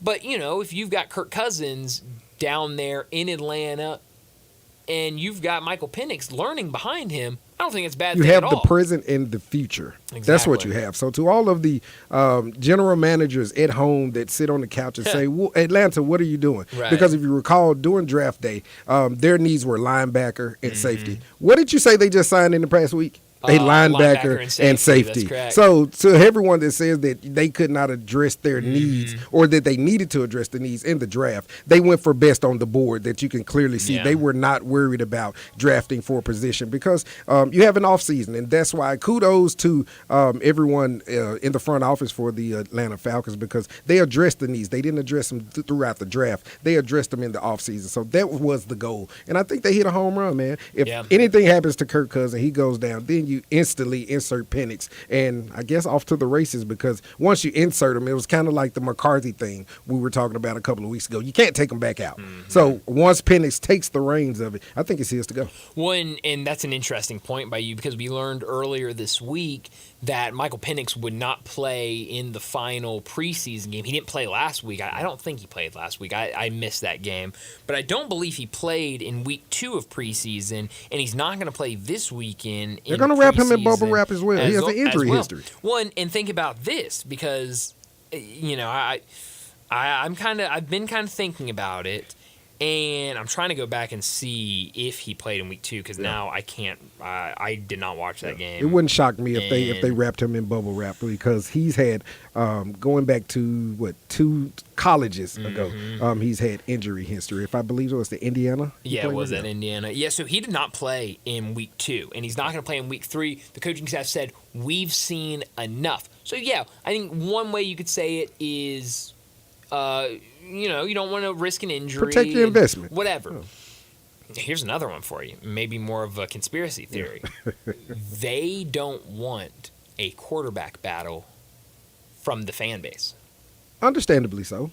Because if you definitely, if you look at it and Penix does well, obviously we know what's going to happen. So that's where you get it. Mike Penix was good in the first preseason game. Absolutely, looked very good. And so if he came out in week 2, and you would think would probably get more run in week 2 of the preseason. He makes, we know what he can do as a player. We saw it at Washington. He's an incredible quarterback. If he goes out there and continues to do that, and then, week 3 comes out and does more, and, then you've got Kirk Cousins, week 1, week 2, maybe still not 100% comfortable in the system, maybe not 100% comfortable from that injury, comes out, doesn't look very sharp. You got the fan base immediately saying, get Penix in there. You know what that situation reminds me of? What's that? Matt Flynn, Russell Wilson, Seattle. But the reason you won't have a Matt Flynn, Russell Wilson situation, the dollars. Yeah. Once he becomes $100 million man, no way in heck that Penix is usurping him for the starting quarterback position.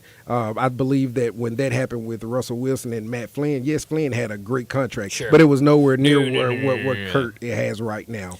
So definitely. But you're absolutely right because as a front office, you've already made this investment. You've already made this pick. You've committed. You've planned it all out. Whatever fans or anybody has to say, you went out and said, we want a guy for right now, and we want a guy for the future. And you did that this offseason. And the last thing you want, because you've already made the decision, the last thing you want or need is controversy and injury. That's fans calling for another quarterback. Players in the locker room saying, hey, look, this guy might be better, you don't want that. And so you just go out there and, we've seen enough. Because at the end of the day, what are you seeing in preseason? I mean, you are seeing things. There are things to be seen. But when you're a top 10 pick and you're not going to be a guy that's going to need Bo Nix is a perfect example. Yeah. He got named the starter today.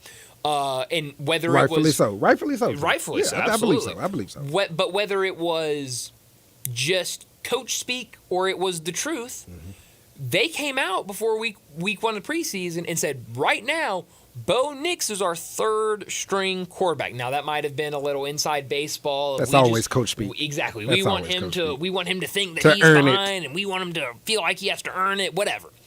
But Bo Nix went out there and proved everybody.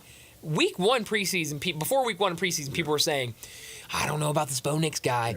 This quarterback situation is not good in Denver. Now, after 2 preseason games, it's, they hit a home run with Bo Nix. Bo Nix looks the part. So you definitely can see things from preseason. Oh, yeah, you're absolutely right. But when you have said already, we've got our guy for right now, this is a guy for the future, and he's a top 15 pick, you don't really need to see anything right this second. So we saw, quote unquote, we saw enough. Johnny Cash, know when to hold him, know when to fold him. The cards have already been played. No sense in adding that extra controversy. I mean, it's a little common sense-ish, if that's a word.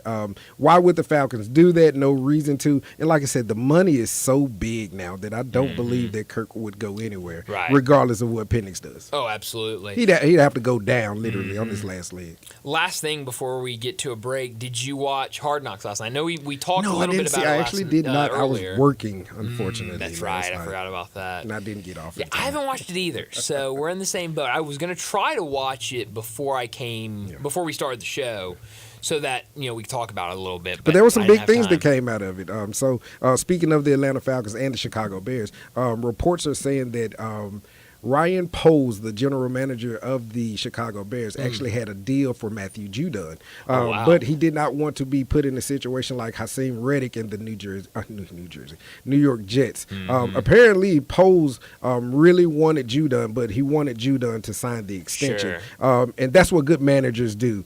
His quote was, I believe, he did not want to have sent a second round pick or whatever whatever the price was going to be for him to bring in someone of that caliber. And then, basically have a prove-it year. You have a prove-it year again. That wasn't a reason. That wasn't a smart thing to do. So I don't know why Judon did not sign the extension to go with the Bears. He would have been a perfect pick. Most of the midway. He'd have been a perfect guy to drop in there, but not a bad place to end up in Atlanta. But reports say Ryan Poles did want him, and the deal was in place, but Judon did not sign the extension. Wow. I wonder how much he knew about that deal in place. Like, did New England give him that information and say, like, hey, if you sign this extension, the Bears are on the phone right now. And you're speaking from Judon's perspective. Yeah, like, how much did he know? Did the Bears or did New England come to him and say, look, you signed this deal, and he made a decision not to. And the Bears are on the phone right now, and the only thing that's holding this deal up is you signing because they don't want you non-signed. And if not, either way, you're not going to be a Patriot. Yeah. Or did they just kind of say, hey, you either sign the deal or you don't sign the deal? And he had no idea. He doesn't sign the deal because he wants out of New England or whatever, wants a bigger contract, and they sent him to Atlanta. I'm just curious. Hey, that is a great Atlanta Falcon beat writer question. If you were a beat writer, that's something that you would actually ask Judon, and then you can get some more perspective of it. For sure. Great journalism. Capital J journalist over here. I'm just doing my part. But let's go ahead and get to our final break of the day. When we come back, we'll wrap up today's show with Crunch Time. Start your day with Sports 56 Mornings with Greg Gaston and Eli Savoy. Weekday mornings from 7 to 10, right here on Sports 56 and 98.5 FM. For retro cruiser styling packed with modern innovations, riders of all skill levels choose a Honda Rebel. Incredible motorcycles with a stripped-down style and a full package of features. Both the 300 and the 500 offer compact power inside a lightweight frame. Combined with a low slim seat, the Rebel is easy to start on. And with new colors for this year, they are impossible to ignore. Go to DeSoto Honda to check out the 2023 Honda Rebels. Cruisers with premium style and performance to enjoy every second. Use the street as a racetrack with the law with the owners. You or someone you know or care about has dealt with a difficult divorce. When facing divorce, you need the attorneys at Rice Law. Nick and Larry Rice lead the firm with 3 generations and 7 decades of experience. Located in Memphis, serving the entire state of Tennessee and North Mississippi. Rice Law is who you need to call. Simple or difficult divorce, they know how to handle it. Call Rice Law at 901-526-6701, or for more information, visit them at aboutdivorce.com. That's aboutdivorce.com. Family Leisure is having the world's biggest spa sale. It's happening right now. You can save thousands on in-stock hot tubs that are ready to be delivered. Family Leisure has spas that start at just $28.99. You know those cold plunges? You can get one for yourself starting at $39.99. Or how about swim spas? They start at $17,499. Plus, Family Leisure has set up special financing just for this event. Have you been sitting on the fence about an above-ground pool? Get off that fence and get to Family Leisure to take advantage of huge discounts on all their in-stock above-ground pools.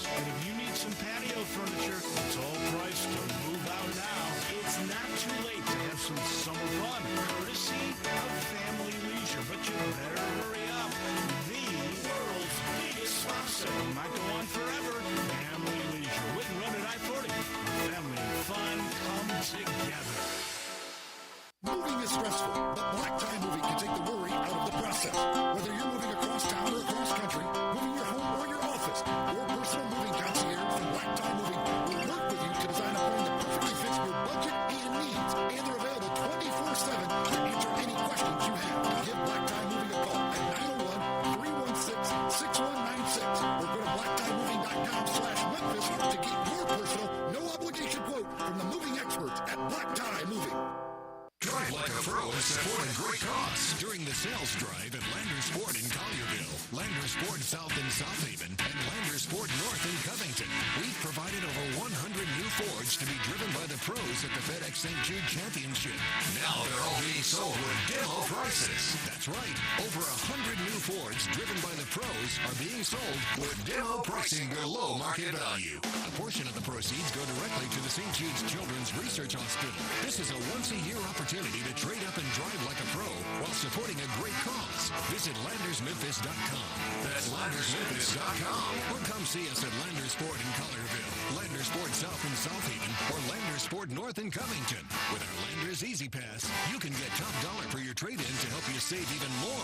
Don't miss your chance. Reserve your demo-priced new Ford driven by a pro at the FedEx St. Jude Championship and lock in low APR financing. Remember, if it doesn't say Landers, you paid too much. It's Wrangler season out there. Warmer days, cooler nights. Open roads, endless horizons. And you need to be ready. In jeans made for the unpredictable. Wrangler, for the ride of life. Shop our newest styles today at Wrangler.com. Now back to Sports Time on Sports 56 and 98.5 FM. Here once again are Brett Norsworthy and Brian Davis.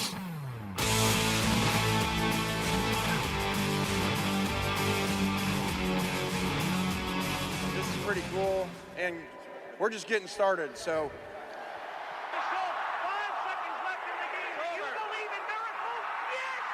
Spanning the globe. Go crazy, folks! Go crazy! This is for all the biggest crunch time. You are looking live. In your life have you seen anything like that? Goodbye! Hello, high school. It's obviously crunch time. Hammer, nail, coffin. This baby is over.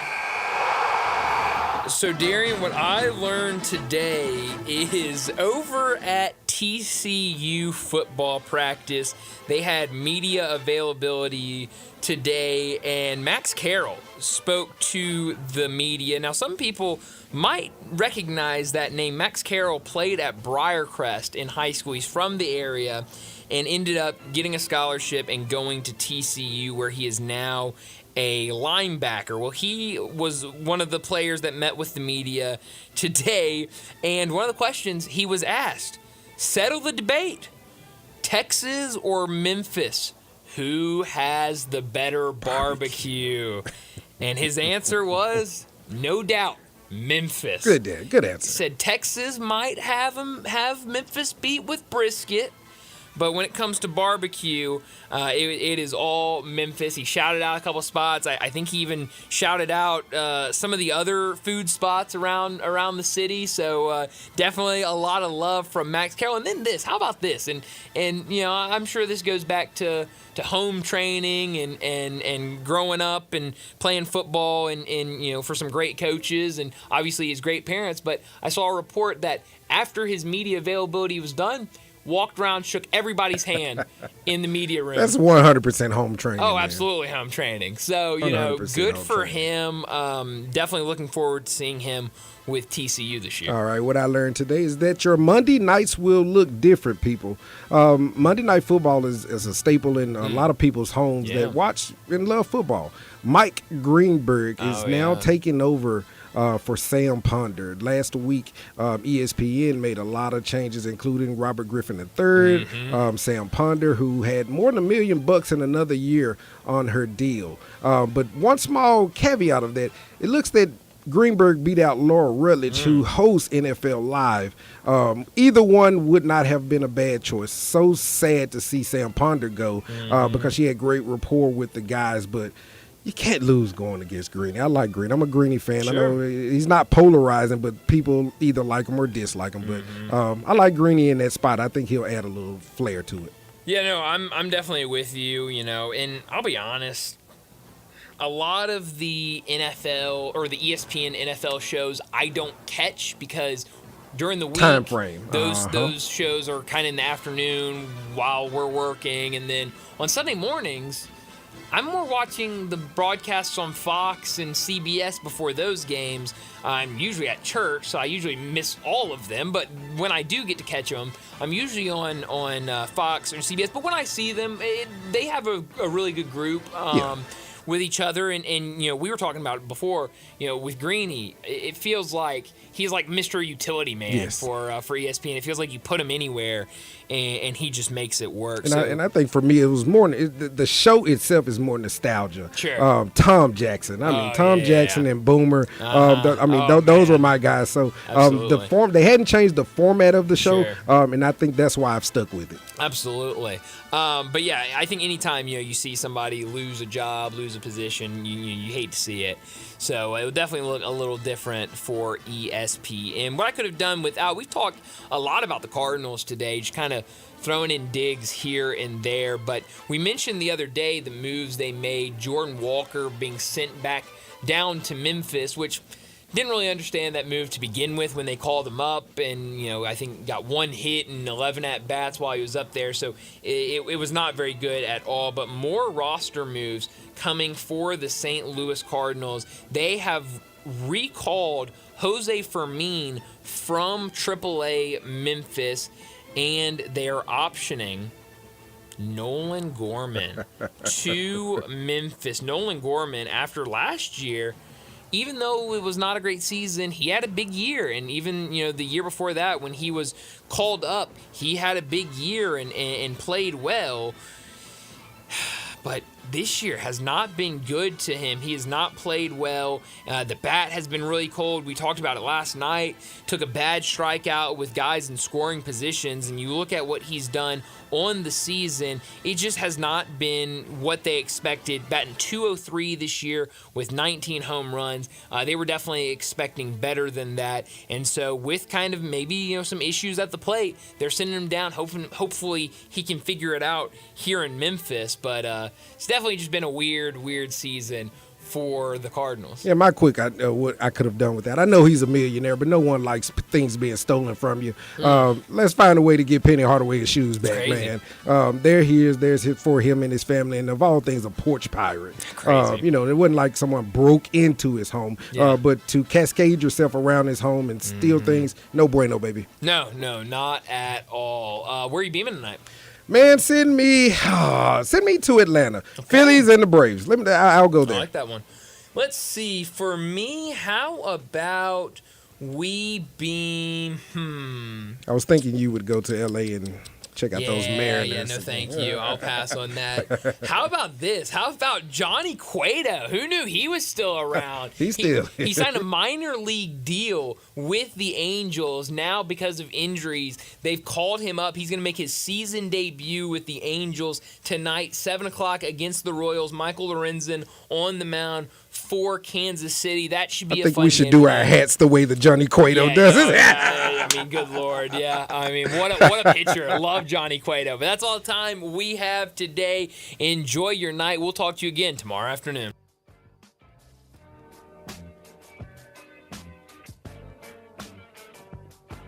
There are many real estate companies out there, but then there's Banyan Tree Realtors on the Cottonville Town Square. There are hands-on, family-owned boutique real estate companies whose agents have been offering exceptional attention to their clients for over 40 years. In an ever-changing world, Banyan Tree continues to maintain a small-town personal charm while providing a worldwide connection through its internet marketing presence. Personal service will never go out of style at Banyan Tree Realtors. Their agents are people you can trust, offering service you deserve. From residential homes to commercial properties, farmland, land lots, and historical houses, Banyan Tree has the expertise